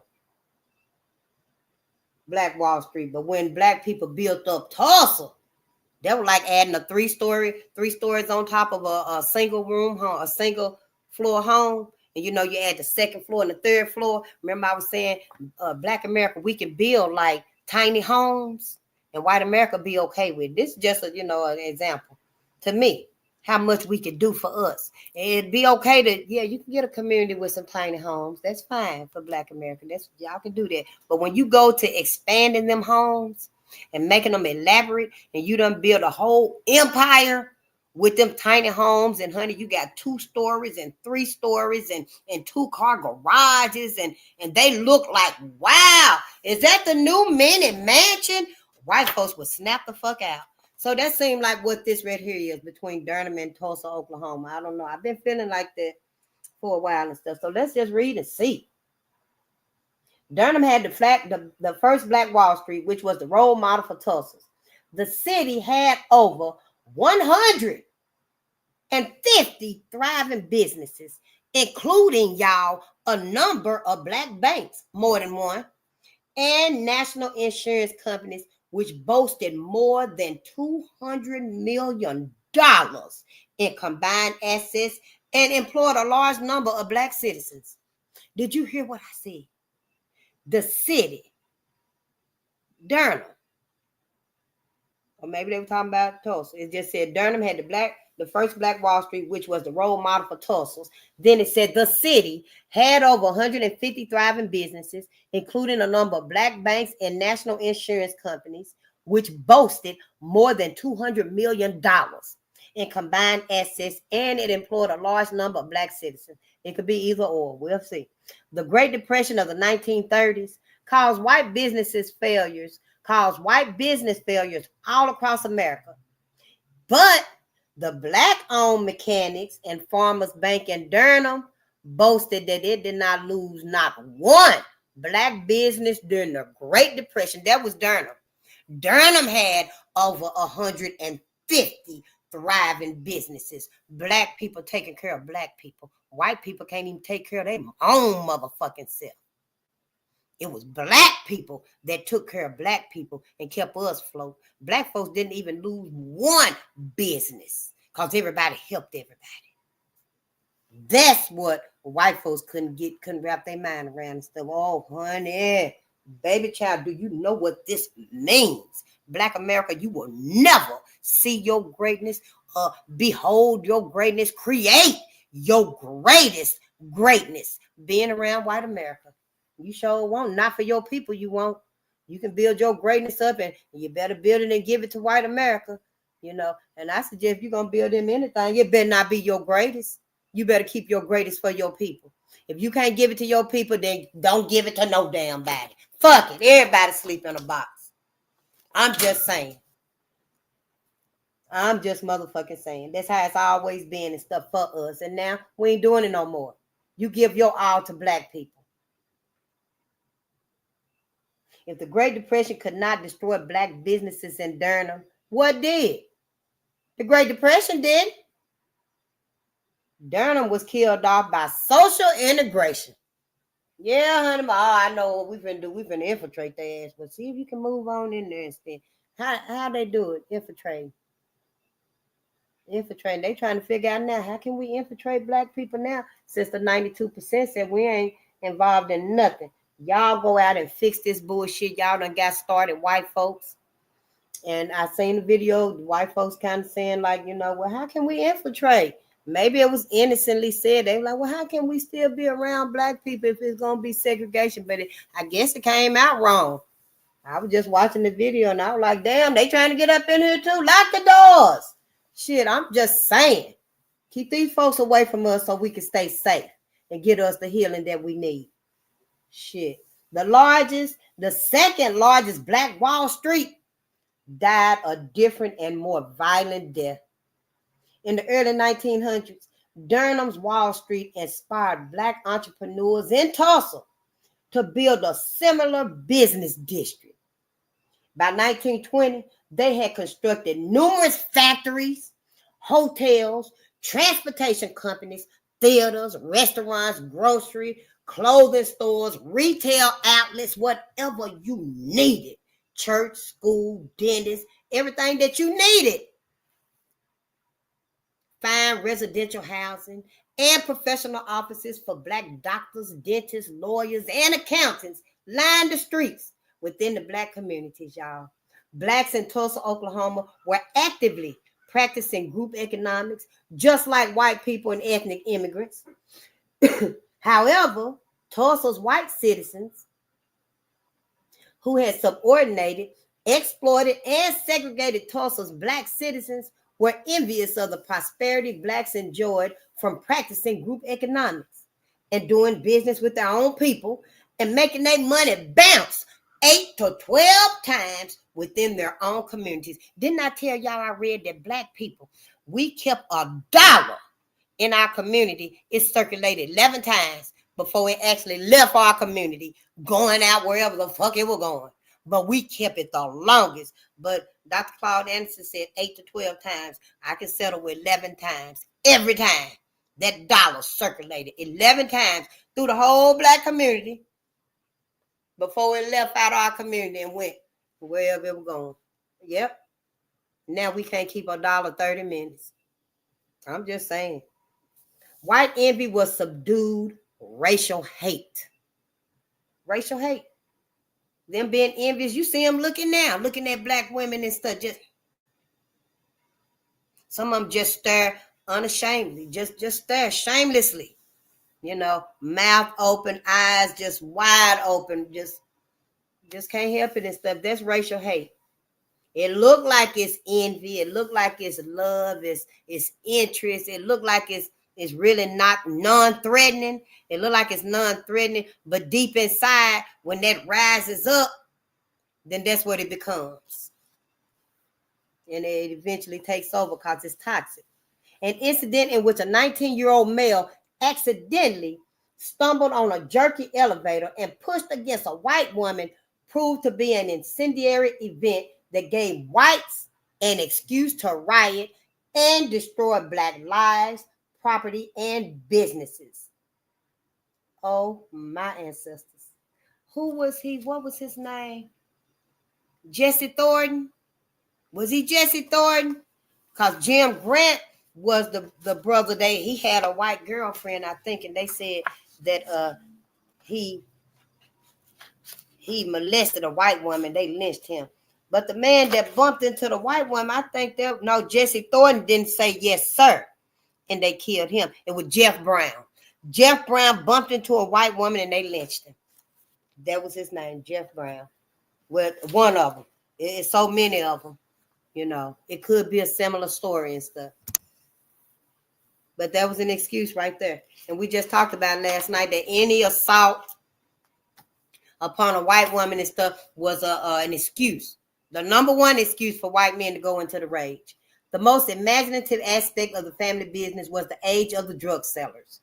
Because they were only 14 years or younger. Wait a minute. Oh, yeah, I was in the wrong story. For nearly a week, after this riot started, for nearly a week, white mobs and thugs robbed and ransacked more than 1,400 Black homes, schools, churches, and the businesses. Honey, they was determined that, yes, we're going to destroy all of this day after day after day for 7 days. For nearly a week. Yeah, it was 7 days. Yeah. Local white police watched the rampaging white mobs attack defenseless Blacks. White pilots from the nearby Air Force Base dropped turpentine bombs on Black people home, y'all, on the businesses and on the churches. Just like the governor in Philadelphia in 1985, and they dropped that bomb on Move 9 and killed everybody, and then they shot them all and stuff. So this ain't nothing new, and it ain't no isolated incidences. This is what white people do. White Americans, them cannibals, they better identify themselves, because we ain't going to do it. As far as I'm concerned, they all is the one and the same. I don't want to be around none of them. Malcolm X told us as plain as day, them garden snakes, you better keep their asses outside the room too. Yep. At the riot's end, whites had lynched and shot nearly 600 Black people. Tulsa's Black Wall Street had been totally destroyed, y'all. During the following year, the surviving Blacks lived in tents donated by the American Red Cross, while white people bought the burned out or abandoned properties at bargain prices. That's how them sons of a bitches took it over. After they motherfucking ass destroyed it and burnt it down, then they went back around and bought the motherfucking properties. You son of a bitches. I smite all they goddamn asses. I sure the fuck do. Whether by the hands of white riders in Tulsa, Oklahoma, or integrationists in Durham, North Carolina, Black America has yet to recover from the economic losses of slavery, Jim Crow segregation, and its two Black Wall Streets. And then, in the book, think about racial violence in the United States, it said that 10,000 Black people fled Tulsa in a state of shock. In shock, literally in shock. And Tulsa wasn't the only one we left in shock. There's actually a saying that they were saying, Hijira of Black people, it's like a phrase of Black people just running for their life. Because that's all we could do. Hijira of Negroes. And it means Black people running for their lives. I'm going to have to fact check it and make sure maybe it's spelled different or pronounced different. But that was us and them. That was us and them being around white folks, trying to, just exist with them and stuff. We should have been had barriers. up against white folks. Now, hell fucking now, you can't come over here with us, and we don't want to come over there with you. We should always have barriers. We should have never been able to, feel like it's okay to mingle and marry. And no, it's okay, goddamn it, if your ass got to work with them. You can be civil enough and do your 8-hour job or your 6-hour job, however long your shift is. But other than that, there should have been a barrier in place. And white folks need to understand why this barrier needs to be in place. It ain't too late to do it now. Black oil producers. As automobiles increased in popularity, black entrepreneurs knew they would need gas and oil to operate, so they began to develop supportive businesses with the emerging industries. In 1930, Odessa S. Strickland and a number of other blacks in Shreveport, Louisiana, pooled their financial resources and organized the Universal Oil, Universal Oil, Gas, and Mining Company, the first and only black-owned oil company in the United States. The Universal Oil Company was granted a charter on March the 2nd, 1931. With only $20 in the treasury, Universal, with its black personnel, began operating and drilling its own oil and gas wells. Within a decade, the company had over 51 employees and 9 operating wells in Louisiana, Texas, and Kentucky that produced nearly 380 barrels a day. Yes, the company's oil was pumped and sold to major white companies. Realizing that black landowners with oil deposits were not getting fair payment for their oil leases, royalties, and for the sale of their resources, Strickland invented an electronometer. Electronometer. Electronometer. Electronometer. I used to be like electronometer. But yeah, it's electronometer, which could locate, trace, and measure underground quantities of oil and gas. A black woman invented that, y'all. Experts in the petroleum field felt that he's a he. Odessa is a he. Oh. Experts in the petroleum field felt that his machine was the best and most accurate for locating oil deposits. I thought that was a lady's name. Maybe not, because what was dude? I just watched his movie and stuff, and he said his mother named him Vivian. Vivian, what was his name? Vivian Thomas. Yep, I was watching his movie the other day, and he said his mama was intent on having a girl, and she kept the name. So, yep, he always grew up and folk calling him Vivian. Why you named Vivian? That's a woman name and stuff. But yeah, his name was Odessa S. Strickland. The Tiger Company, by the late 1930s, blacks organized the Tiger Oil and Gas Company, another Louisiana oil company. The Tiger Company leased land and it drilled oil for both Louisiana and Texas. Both Universal and Tiger survived bank collapses and the Great Depression of the 1930s. See, when we take care of each other, we don't need nobody else. What the fuck white America loses and succumbs to is them. We take care of us. But as the nation approached social integration, as the nation started integrating, we started integrating with their asses. In the late 1940s, Black Americans increasingly believed it was more important to have access to white businesses rather than for blacks to have their own businesses. Move for you knock over my water. Move. Within a generation, black-owned oil companies had gone out of business. You see how quick that happened? Black people, both Universal and Tiger, they survived the Depression and the bank collapses. But as the nation approached social integration by the late 1940s, as we became more and more involved with white folks and stuff, doing business with them, not putting up barriers, we were forming bonds and relationships and shit like that with they sorry asses. And you know, and we began to believe that it's more important to have access to their businesses because it'll help us. Because we like, oh, white folks will always be around and they always got the money, they print the money, and they always gonna be up in there. So yeah, man, I'm down on Broadway now. You know, yeah, man, I'm making it up there now and stuff because it's white folks. Man, as long as I just stay in with white folks, man, I got this in the bag and stuff.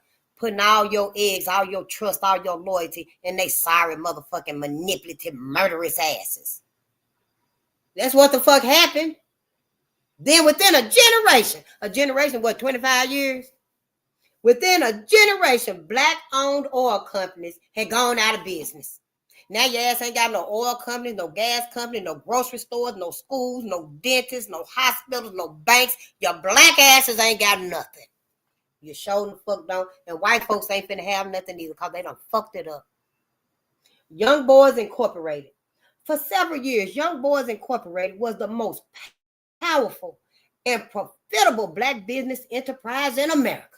Yes, it was. Young Boys Incorporated. The federal government estimates that the world trade in illegal drugs is about $400 billion per year. Americans are the largest consumers. America's consumption of illegal drugs made this the land of opportunity for at least one black family in Detroit, Michigan, called the Chambers. Yep, Chambers. Without Harvard business degrees, the Chambers brothers built the Young Boys Incorporated into an astoundingly successful and profitable business empire. From the ground up, honey. They sure did. The Chambers Brothers Enterprises generated approximately $3 million a day. Ooh, that's $3 million a day. And in 7 days, that's $21 million. No education. They have no degrees or nothing like that. Their business employed nearly 500 people and set chilling new standards and concepts in marketing drugs. Yep, that's what it was. They're marketing drugs. The brothers specialized in recruiting and employing young boys under 14 years of age from the South to carry and sell drugs.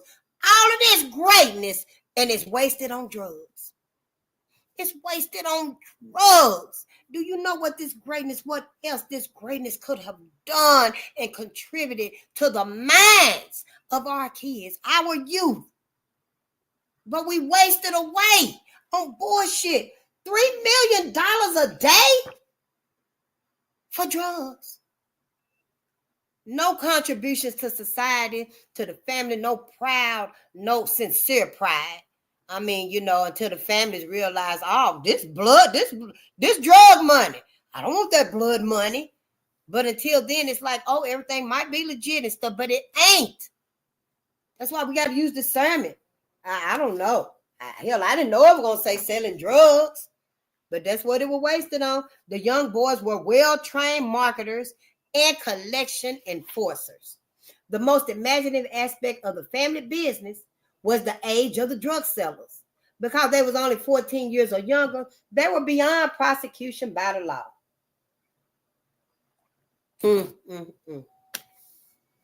With a central office in Detroit, Michigan, the young boys serviced nearly all of Midwestern states.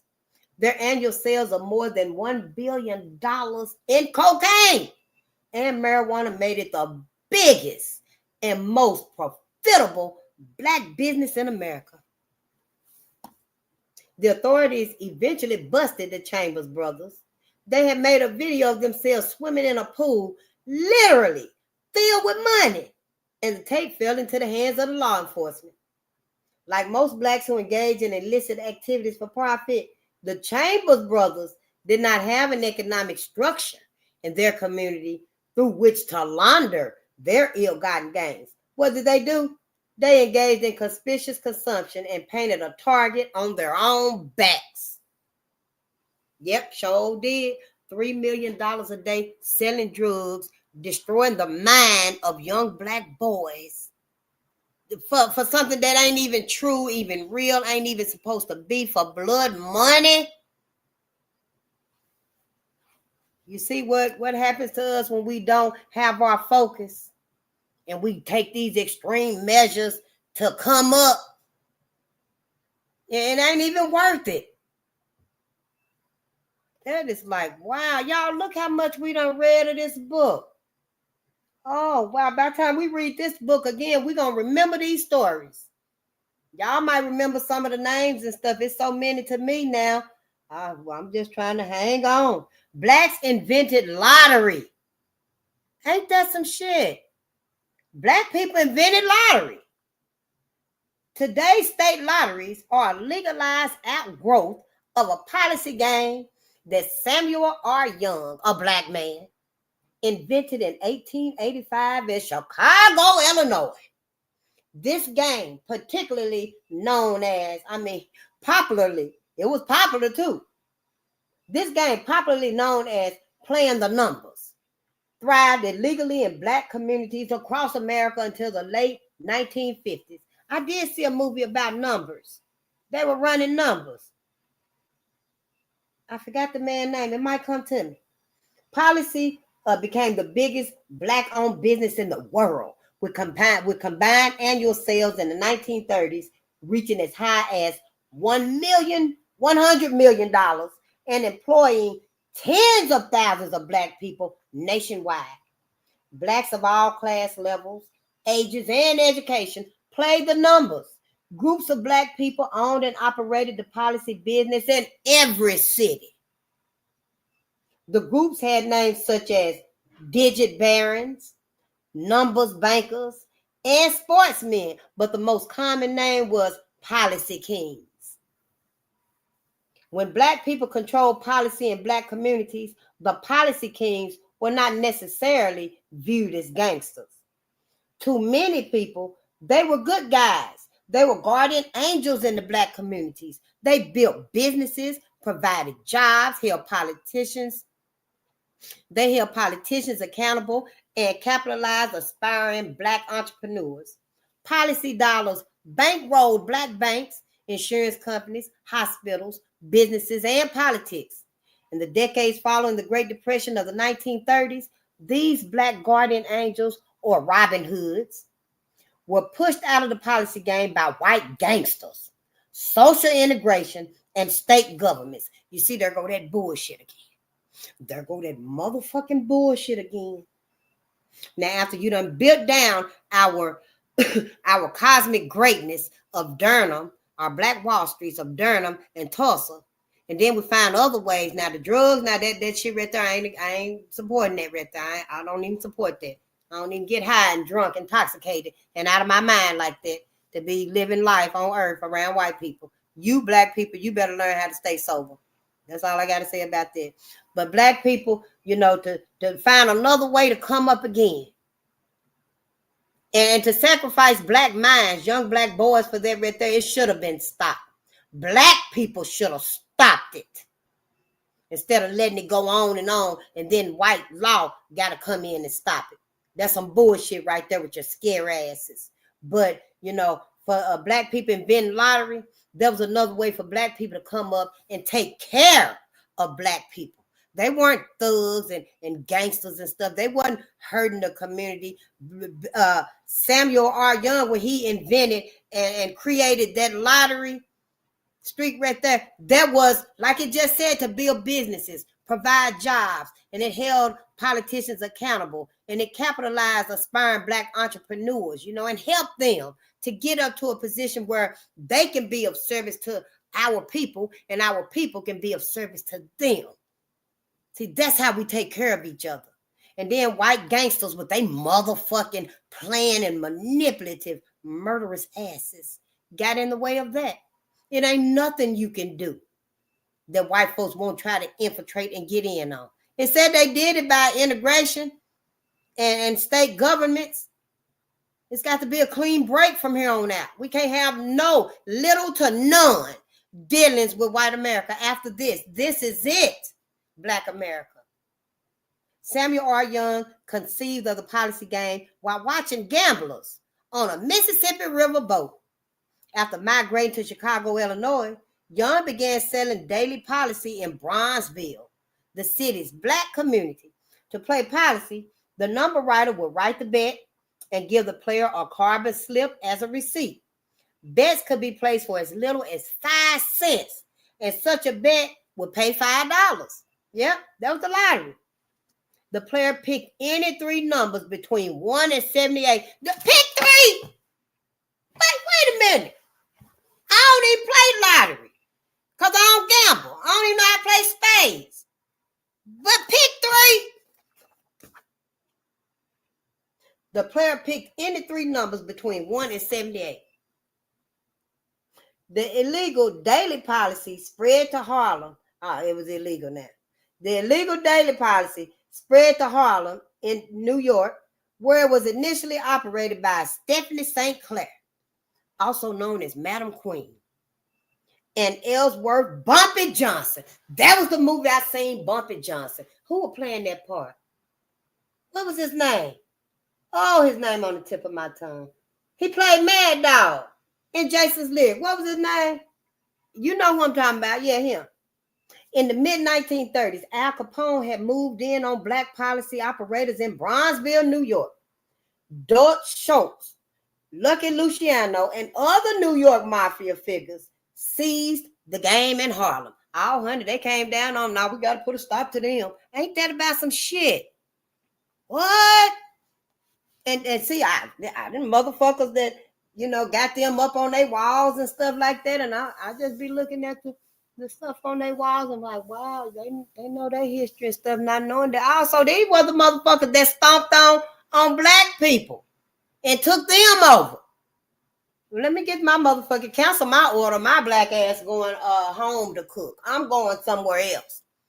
Shit, I take my ass to Mama Sheila's and get me something. I'm just saying, when you know better, you do better. So yeah, I didn't know that's what all them people was and stuff. I seen a Scarface, but I didn't see no black people in it and stuff. So I didn't know about Dutch and Lucky Luciano and other New York mafia. I'm gonna watch that again. It just bears to look at it again. Shit, the newly arrived Italian and German immigrant mobsters saw black policy as a money-making winner. See, they always been running over your ass. Taking everything you got. Yeah, you got this. We want that. Yeah, you got that. We'll take that too. White folks, other folks, immigrants too. It just said it right here. Yeah, they asses just got here. The newly arrived Italian and German immigrant mobsters saw black policy as a money-making winner. You ain't got no friends. Dr. John Henry Clark wasn't lying to y'all when he said you ain't got no friends. Shit. Believing that white people had a God-given right to own and control any and everything in black communities. White people use their unity, their economic and political muscle to take over the illegally operated numbers houses in black communities. Them son of a bitches. Them motherfuckers, I don't trust they goddamn ass as far as I can think about them. I don't trust them. Sure don't, honey. In the decade following the black civil rights movement, state governments discovered how much money black Americans were investing in daily policy and decided to take it from organized crime and make it a state-operated daily lottery. Yes, honey. 50 years after the mafia and state governments took over the policy game, black Americans buy daily lottery tickets that drain their asses and their pockets rather than aid black communities. Sure was, honey. You see how that went?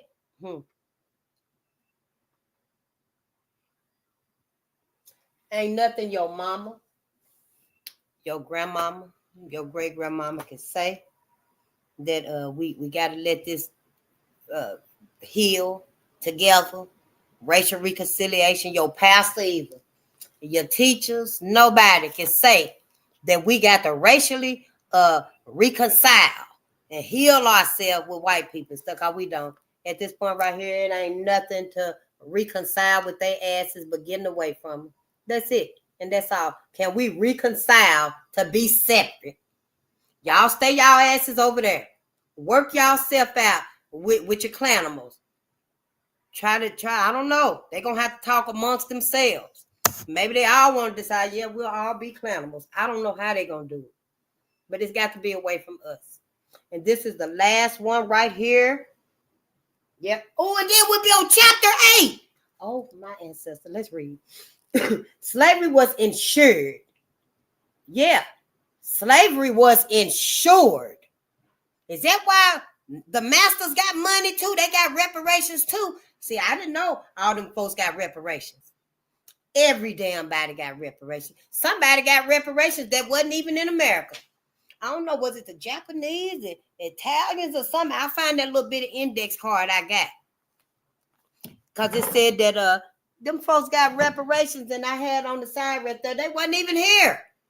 But they got reparations. Slaves were valuable property. So slave traders and slaveholders purchased life insurance policies to protect themselves from the loss of any slave by accident or natural disasters. Oh, so you mean these motherfuckers, every time they lynched, beat, maimed, murdered a slave, they filed the insurance on them and got the money for them being dead?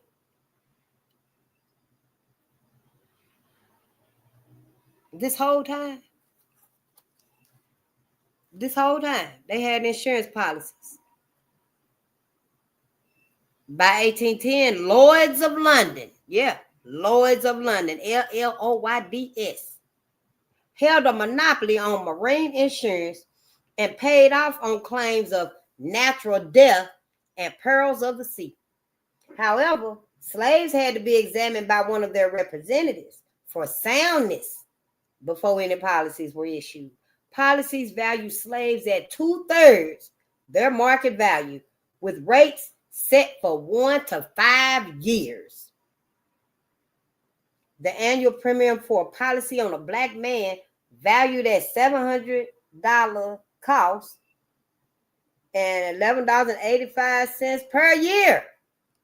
Claims were usually paid 60 to 90 days after proof of death. Oh, wow. Some of they motherfucking asses were getting money coming, check after check after check, because they were that brutal and deathly to the slaves, to their slaves and stuff. Slave traders and plantation owners alike knew their policies could be rendered null and void if the slaves escaped, were beyond the borders of the state, or if they died as a result of suicide, dueling, war, neglect, abuse, mistreatment by the owner, riots, insurrections, revolts, or law enforcement brutality. So slave traders and the plantation owners, the slave traders that traded the slaves, and the master, they knew that their policies would be voided if the slaves escaped and got away. That's why their asses were sending people, go get them, bring them back. That's what happened to Charles Nails. And, Harriet Tubman was visiting her cousin in Troy, New York, and she seen them taking Charles back down south to his master, because the master wanted him back. And they were taking Charles back down there. When Harriet seen him, honey, they saved Charles. Yeah, they saved him. But the masters and stuff knew that insurance policy, it wouldn't get paid if they escaped. So, bring them back alive if you can. Bring them back alive if you can. Yeah, and if they were beyond the borders of the state and they died like of suicide, if they killed themselves, they don't get paid. That's why they would some of them, they would kill them to the brink of death and then leave them alone. Heal them back. I don't know. White folks was something else. If they died from abuse or neglect, mistreatment by the owner, riots, insurrections, revolt, or law enforcement brutality. And I think some of these were the men. I do feel like with white women that had slaves, she was brutal, just like the white man was. But a lot of white women, they wouldn't let him beat and maim their slaves, because that's the slave that's got to wash me, take my bath, and comb my hair and tighten up my corset. They had black women tighten up their corset on them and tend to the baby, feed the baby, cook, clean, iron the clothes, wash the laundry. So, white women were like, oh, no, that's solely my slave right there. White women even came up with their own law that their slaves was only theirs. The husband, the master, you can't do nothing with them. You better not do nothing with my slaves. They for me. And it was a law for white women. Yep. It was just like, wow, they one and the same, y'all. They one and the same. Slave traders and plantation owners alike knew their policies could be rendered null and void if slaves escaped, were beyond the borders of the state. That's why, when slaves escaped to the north, oh yeah, bring their ass back down here because they got too far away. They had to stay close. And then, mistreatment by the owner, riots, insurrections, revolts, or law enforcement brutality. Some insurance companies were willing to accept greater risk. Companies like Lynchburg Hose. Yeah, Lynchburg Hose and Fire Company. Lynchburg Hose and Fire Company. I guess it's the fire station, I guess. Albemarle, Albemarle. Albemarle Insurance Company and American Life Insurance and Trust Company advertised in local newspapers and assured their policyholders that neither the war nor the abolitionists could dislodge their responsibilities to their policyholders. Most of these insurance companies went out of business after the Civil War, and if your ass doing any business, if they still hanging around, if they done changed their name, honey, you better let their ass know. You better call them and tell them, hey, I'm going to need you to send me my money that's in my account. I'm closing everything, and you need to go on over there to First Black Bank, First Independent Black Bank and stuff, and open up your account. I'm just saying, and get you some insurance with preferably, I hope we got a black insurance company now. I need to look into it myself. And yeah, we got to start getting on code with everything with us. These people change names and companies and shit like you never would know. And you be like, damn, I thought that was such and such. Yeah, it is. They just got a new name. I don't know him. Maybe it's the nickname. But we done. Well, with that chapter right there, y'all, we are on chapter 8. I am so proud of y'all. Thank you so much. The ancestors is so just, they happy. They happy. We finally learning about them, all about them, their greatness. It ain't but 12 chapters. So that's 8. 9, we got 4 more chapters to go.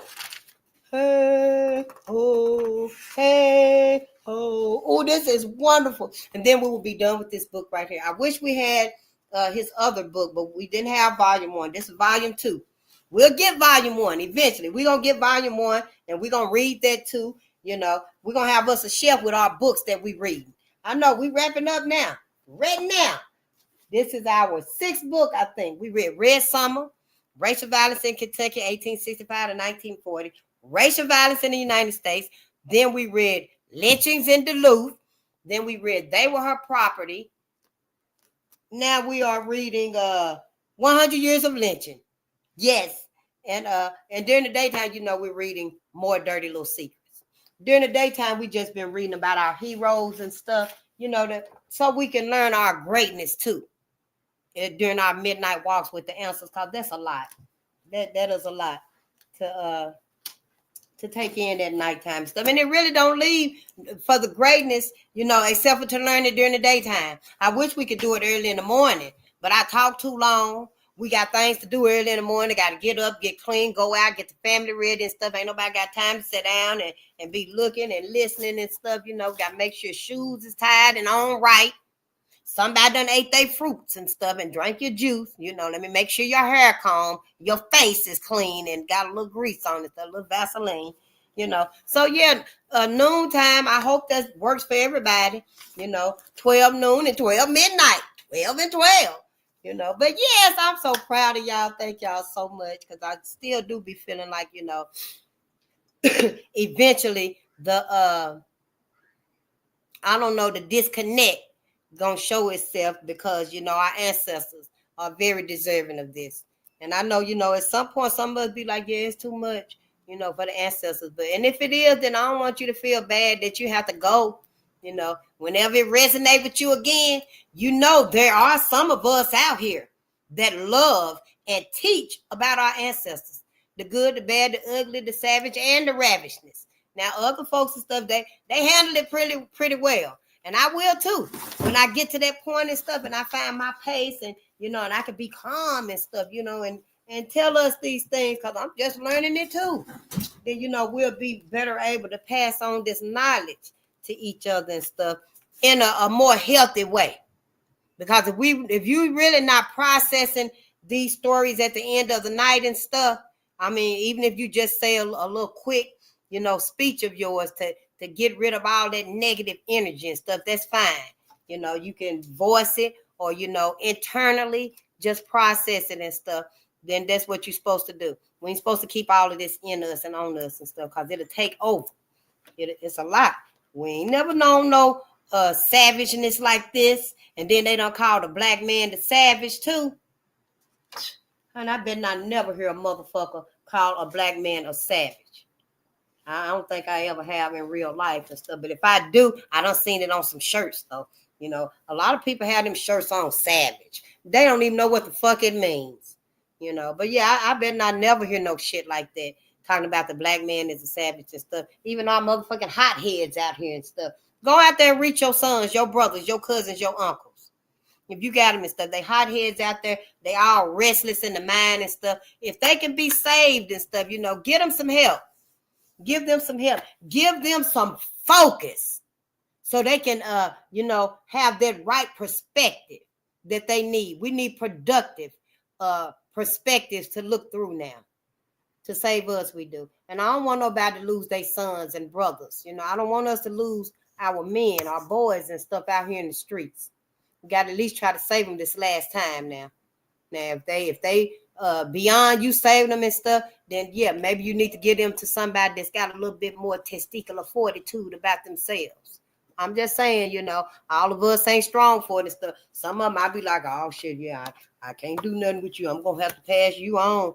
I'm gonna have to pass you on to big sister over there, because she got a little bit more experience with this and with you, and that's okay. We all at different levels and stuff. Hell, I just got here. I'm just glad to have made it before the shit hit the fan. Because when it do, Black America, I don't know what's gonna happen to us. White people gonna be like, we've never seen their ass before. Sure will, honey. They don't think we learning these things, but we learning more than they think. Oh yeah, honey, it's finally revealing itself. Justice will prevail. Yeah, but let's get us some goodness, and then we can get on out of here. Because I love some gratitude. Yes, honey, you better keep you some gratitude. When somebody asks you how you doing, you tell, oh, honey, I'm so grateful on purpose. Don't forget, I'm grateful on purpose, honey. I am so grateful, y'all. If I could tell you, I would let you know how grateful I am today, and just start rolling it out.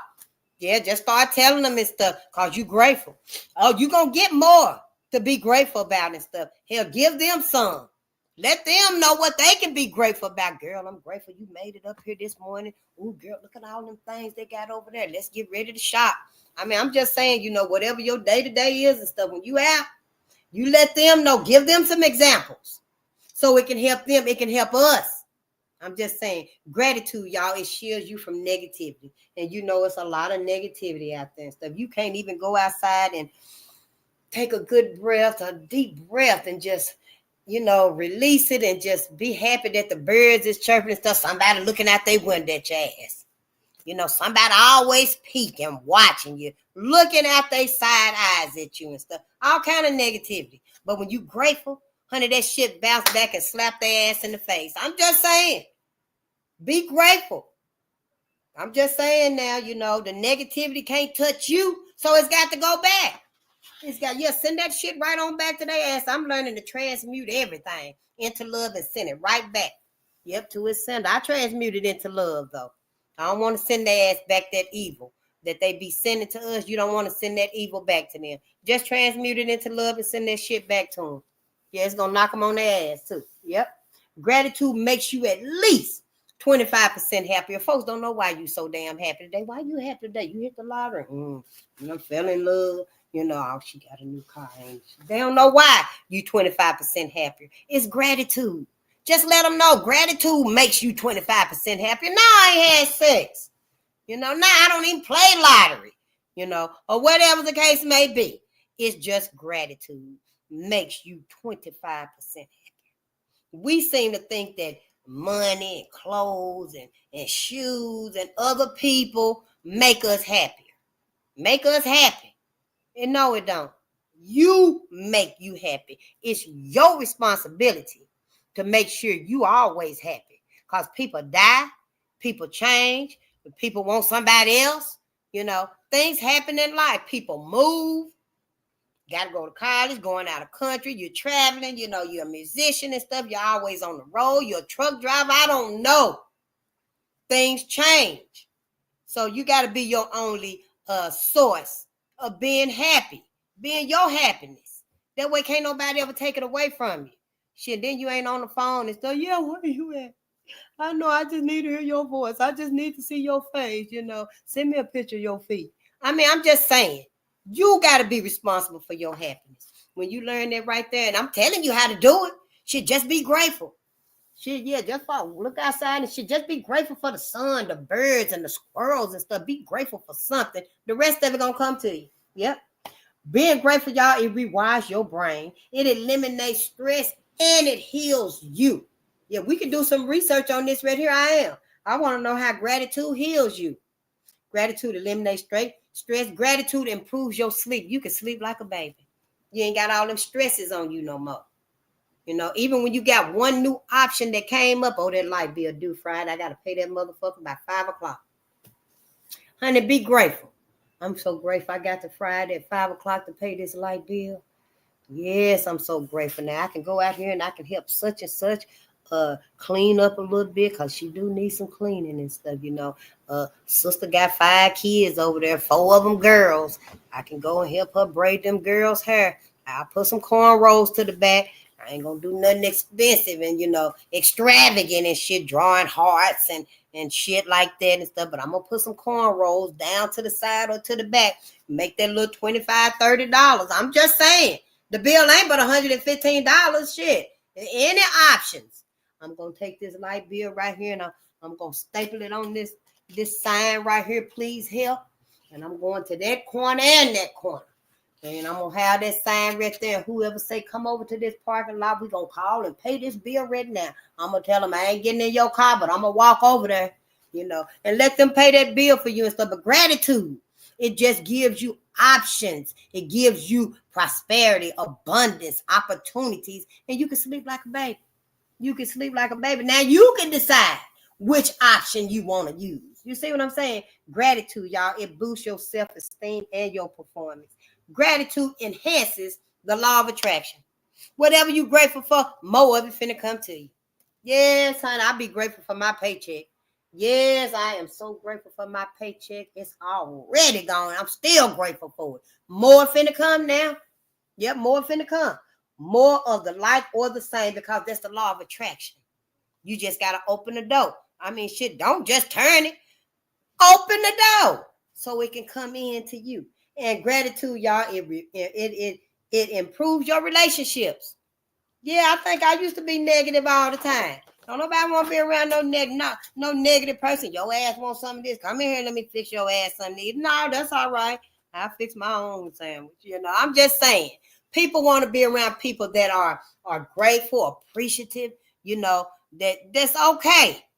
You know, we understand you don't always have the utmost vibrant day. Everybody have days that ain't so fabulous like the other days are and stuff. But, you know, negative Nancy's and stuff, don't nobody want to be with that no more. People want to be with people that can be, you know, that can help keep us high vibrating and out of depression. You know, we already depressed about enough. What the fuck here? Turn a song on. Don't even say nothing. Just turn the song on. I'm just saying. You know, how your body reacts to singing, y'all. We finna go after this right here. Did y'all know music? It heals your body. That's why these folks done went on a whole agenda against our music. Yep, against our music. Yeah, they're going to start erasing that next. Watch and see. They sure will. Once they done start erasing all of our history and stuff. When they get to the music, I don't know if that's when y'all Black America, when you're going to stand your asses up and be like, wait a minute now. Shalimar ain't never done nothing to nobody. What the fuck you gonna erase Shalimar and them for? Wait a minute now, Chuck Berry. We gonna need you to come back here, cause we got some things to take care of. I'm just saying. Shit, Jimmy Early been saying it for the longest. We all seen Dream Girls stepping to the bad side. Shit, you better stop playing about this right here. White folks know exactly what they doing to take everything to withdraw every essence of your greatness out of you. So, dude, them motherfuckers ain't done. Yep.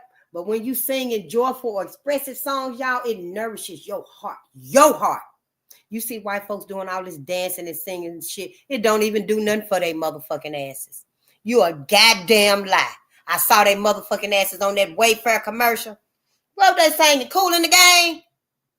Don't do a goddamn thing for their motherfucking asses. They just stole it. So we can't utilize it. It don't give their motherfucking asses no goosebumps. It don't do nothing for them.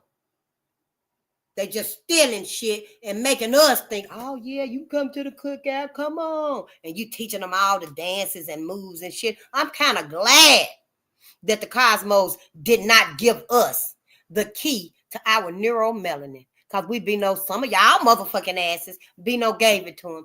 Here, let me take my key off. I'm giving you my key. Will you bring it back to me when you're done with it? But I digress. And that's your heart. Your heart, it starts healing immediately and stuff. When you singing, it helps expand your lungs and improves your oxygen intake. If I see one more person nose getting smaller and smaller, like that right there, I don't know what I'm going to do.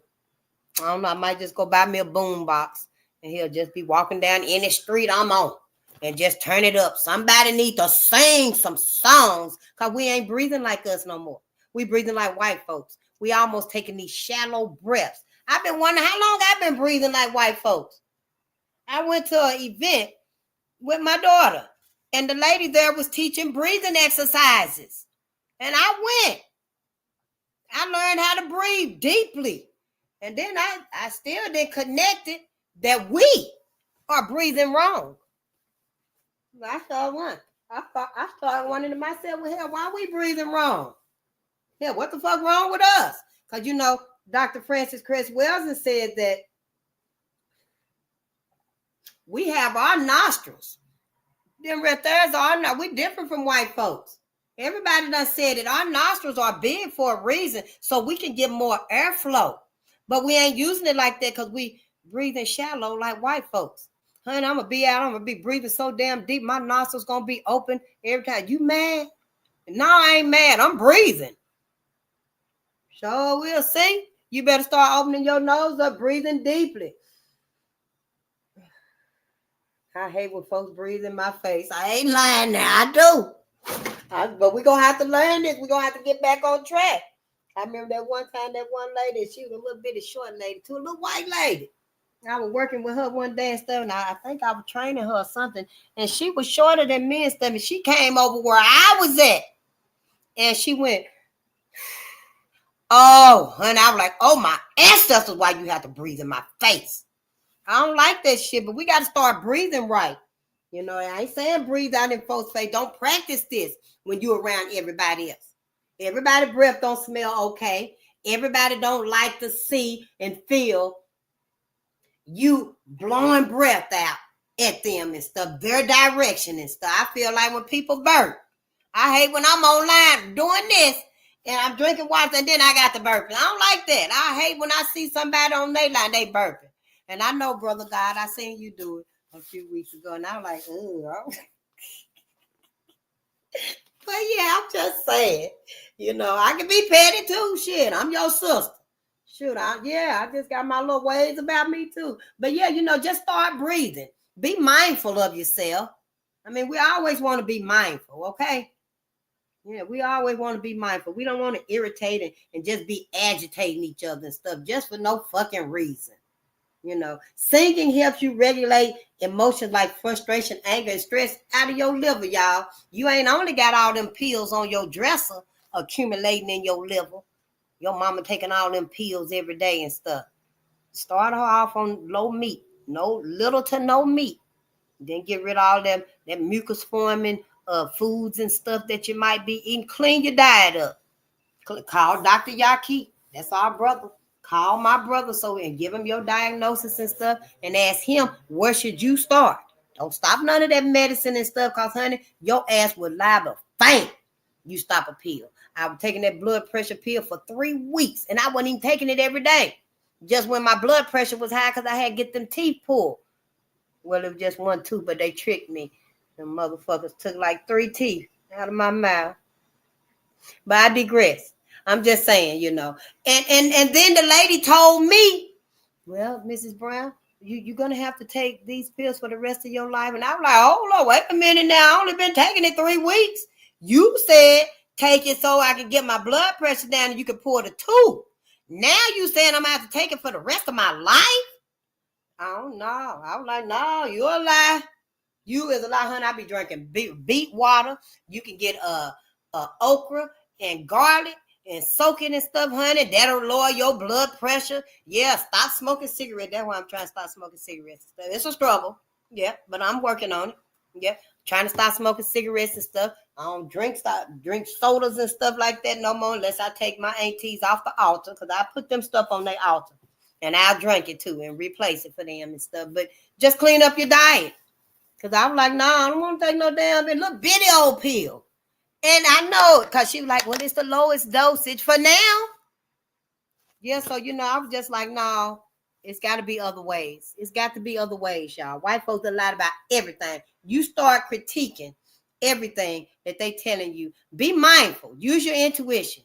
Don't try to go this alone and stuff. So, if I had started taking them pills and stuff and then stopped taking it, anything could have happened. High blood pressure and all that stuff. I was like, no, I don't want to be tethered to this. For what? Shit, you could have told me here, but just drink beet water 2 times a day, 3 times a day, or whatever it is and stuff. Instead of telling me I need to take this pill to keep it down. And then it took 3 weeks. Because every day, it would be different readings and stuff like that. And so if it was too high, I was like, oh, you mean tell me I'm going to die right here in the seat if you go ahead and pull it? And she was like, well, I wouldn't say you would die right here in the seat. But then the other lady came on and she was like, well, I don't know now. Another lady had a blue code or something like that because her blood pressure was too high and they was finna do it. And the sound went off and stuff. So I was like, well, damn. So I took it for 3 weeks. Roughly, to get it pulled and stuff. But yeah, all that shit is just accumulating in your liver. Not only that, but your ass got frustration, anger, stress, doubt, fear, all that's accumulating right there in your liver. You better sing every song you can think of today. I'm just saying, so you can get all that out of your liver and stuff. Start over, start fresh. You need to wake up singing. As soon as you thank the ancestor when you wake up, or your higher power when you wake up, honey, you need to go into singing. I don't care what you start saying. You need to sing a song. That's what we need to be doing now. All this talking about nothing. If we ain't talking about nothing, we need to be singing. Sing under your breath. Sing out loud. Somebody need a song somewhere. Don't be in nobody's face. I don't even sing happy birthday no more. No, I don't sing that ritual to nobody. I don't come talking about, you sing happy birthday with us. No. I sure won't want nobody in my face singing no happy birthday and stuff. No. It better be Stevie Wonder version. Yeah, I be the only one in there. Happy birthday. Today's a special day. Everybody else saying that old ritual and shit. Yeah, no, I can't do it. I'm not going to do it. Don't even waste my time. I'll see y'all later. When you singing, y'all, it can strengthen your kidney energy. Yep, when you sing it, because your kidneys is fostering your vocal expression. When you hitting that high note, your kidneys is too. Can you see your kidney gyrating? You see your kidney gyrating right along with you. So whatever your diagnosis is, honey, your physician that gave you this diagnosis and stuff, start singing that song while you looking up Brother Yaki phone number and you calling him right now. Start singing whatever song come into your heart and stuff, so you can go ahead and start healing on your own. Music, it helps you. It helps you. And then, I did come up with that. I seen it and I wrote it down, and I wanted to share it with y'all again before we go. And it's just a little 15 to 20 seconds of de-stressing. And sister is on Instagram. I still didn't write her name down, but you just get your little action going and just, just shake your body, your arms, your legs, all up your hands, your fists and stuff. Just get some type of action going because it's going to de-stress you. It's going to discharge excess cortisol in your body because that accumulates too. Yeah. It's going to metabolize suppressed emotions. You might start crying. You get to just moving around and just, having a little action, just shaking it off a little bit and stuff. Because it's going to get rid of all them expressed emotions, them suppressed emotions and stuff. You've been tired, you've been drained, you've been depressed, you feel alone, you ain't got no help, you're broke, you need to go here and go there, you ain't got no babysitter, you need this, you need that, the world on fire, the light bill due, the damn apartment too small, the dog pregnant. It's so much. I'm just saying. And when you do that, it reduces psychological and physical tension too, because you ain't just doing your day-to-day routine. I do my day-to-day routine. I'm very active, but when I do other stuff that I ain't used to doing and stuff, it gives me an extra release to my body. I ain't so tense and wired up and stuff, because I be like, damn, maybe I need to fill out one of them little cards and you put it in the slot for a free massage. And if they pick your card out of there, they'll call you and be like, hey, you want a free massage, 30 minutes at the chiropractor's office. And I was thinking, maybe I need to find one of them again, and fill out some of them. Hell, I put like 5 of them in one box. I mean, hell, I'm trying to get my name pulled, shit. But then I was thinking, just doing these things right here, that you could do them at home, and they real quick and easy, and they give you a little release too. So I was just saying, So yeah, so you will softly bend your knees, then you relax your jaw and your hands, and you'll loosen yourself up, like, before you get to running and stuff, everybody got to stretch and stuff like that, and you'll breathe deeply and build up your intensity. And you'll just work it out. That's it. Put you some music on and just work it out and stuff, and go on with your day. I know that's right, honey, but we did it. Yeah, now we finna go, and I'm finna go help move because I really appreciate it. And then this morning I was expecting my bed to come, but they called me and said that they drop it off at the curb. Yeah, and I got to get it and bring it into the building. So I'm like, darn, who are these people I done got my furniture from? So I was like, well, I can't get it today. How am I going to bring a queen up 3 flights of stairs by myself? So while I'm over there and stuff, I'm be like, oh, shit, can I have my bed delivered tomorrow? You come on. We help each other. I'm just saying. But yeah, so let me get out of here and do what I got to do. What's the name? What doctor? Oh, you talking about Dr. Yaki? That's our brother, Dr. Yaki. Yeah. Yaki Awakened. Let me write it in the chat right here. That's our brother, honey. He's in St. Louis. Yeah, Yaki. Now, it's a lot of scams of him and stuff, so make sure it's him. Yes. Make sure it's him. Yeah. Oh, I hope he don't be mad at me and stuff. But yeah, that's him right there. Yaki Awakened. He's an herbalist. He healed himself. He got a lot of titles under him and stuff. He actually just got his doctorate so that he can be able to help us with our ailments and stuff, because white folks want you to at least have their documentation, I guess, like they funk asses got to be the only ones that can validate you, So he did all of them things right there. I don't think he's accepting state insurance yet, because we need to be able to use our state insurance, for our health care and stuff. Everybody, all of us ain't got health insurance at work. That expensive ass shit. So, but yeah, get in touch with him for any consultations and stuff, and let him know, where you are in your healing journey, so he can help you get back on track, because it's all the meat. We ain't supposed to be eating like white folks. That's why your ass sick, because you're eating like white folks. We eating like white folks and stuff, me too. I'm cutting out meat and stuff. I don't hardly eat it no more. Maybe 2 days a week, if 2 days a week. Then I have me some meat and stuff. Other than that, yeah, I eat or I won't eat. Because, yeah, we got to change our whole lifestyle. And then the more you fast, too, y'all, that helps your body. I think it's like at 72 hours of not eating, your body starts eating up the illness. Whatever is ailing you, is hurting your body and stuff, whatever, illnesses, diseases, ailments, your body starts eating that. Yeah. At 3 days of fasting. I ain't made it 3 days. I don't even think I went 1 day intentionally unless I just didn't get to eat. But it's got to be intentional for me. I'm trying to learn to become intentional for these things. You so welcome, Robert. Yeah, but reach out to him, and he's very busy now, I'm sure, especially since a lot of people can get in touch with him and stuff. But be creative. Be creative and catch our brother when he be on live and stuff. And honey, it be a lot of people on there. Yes, listen to a lot of his videos, because most of the answer that I be seeing that people need, he already made a video on it. We just got to be diligent and do the research and stuff. But it's new. We ain't used to this. We used to going to Facebook and scrolling. We ain't used to going to the website and putting in an application.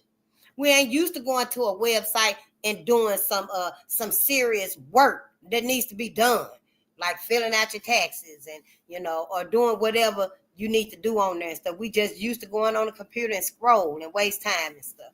And so that's one of the reasons that make it difficult for us to learn and stuff, because we ain't used to stuff. But the more you get used to doing it and stuff, it'll become easier.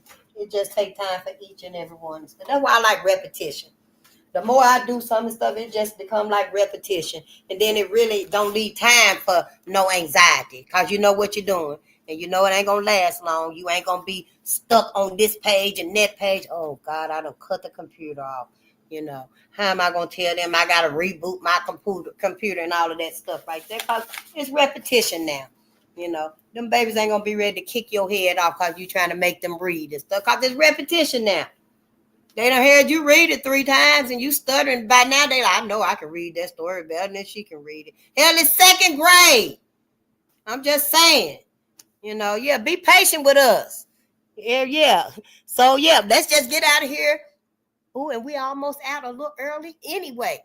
And go enjoy our day. It's a little nippy here, but I'm going to help move and stuff. And I'll see y'all tonight. But we're going to get back to what we was doing last night, reading and stuff of 100 Years of Lynching. We'll finish with that. We'll get started with that and finish with that. And, then we'll keep moving on and stuff, because we finna heal our people. And don't forget, heal your people and have black babies. That's why we're here.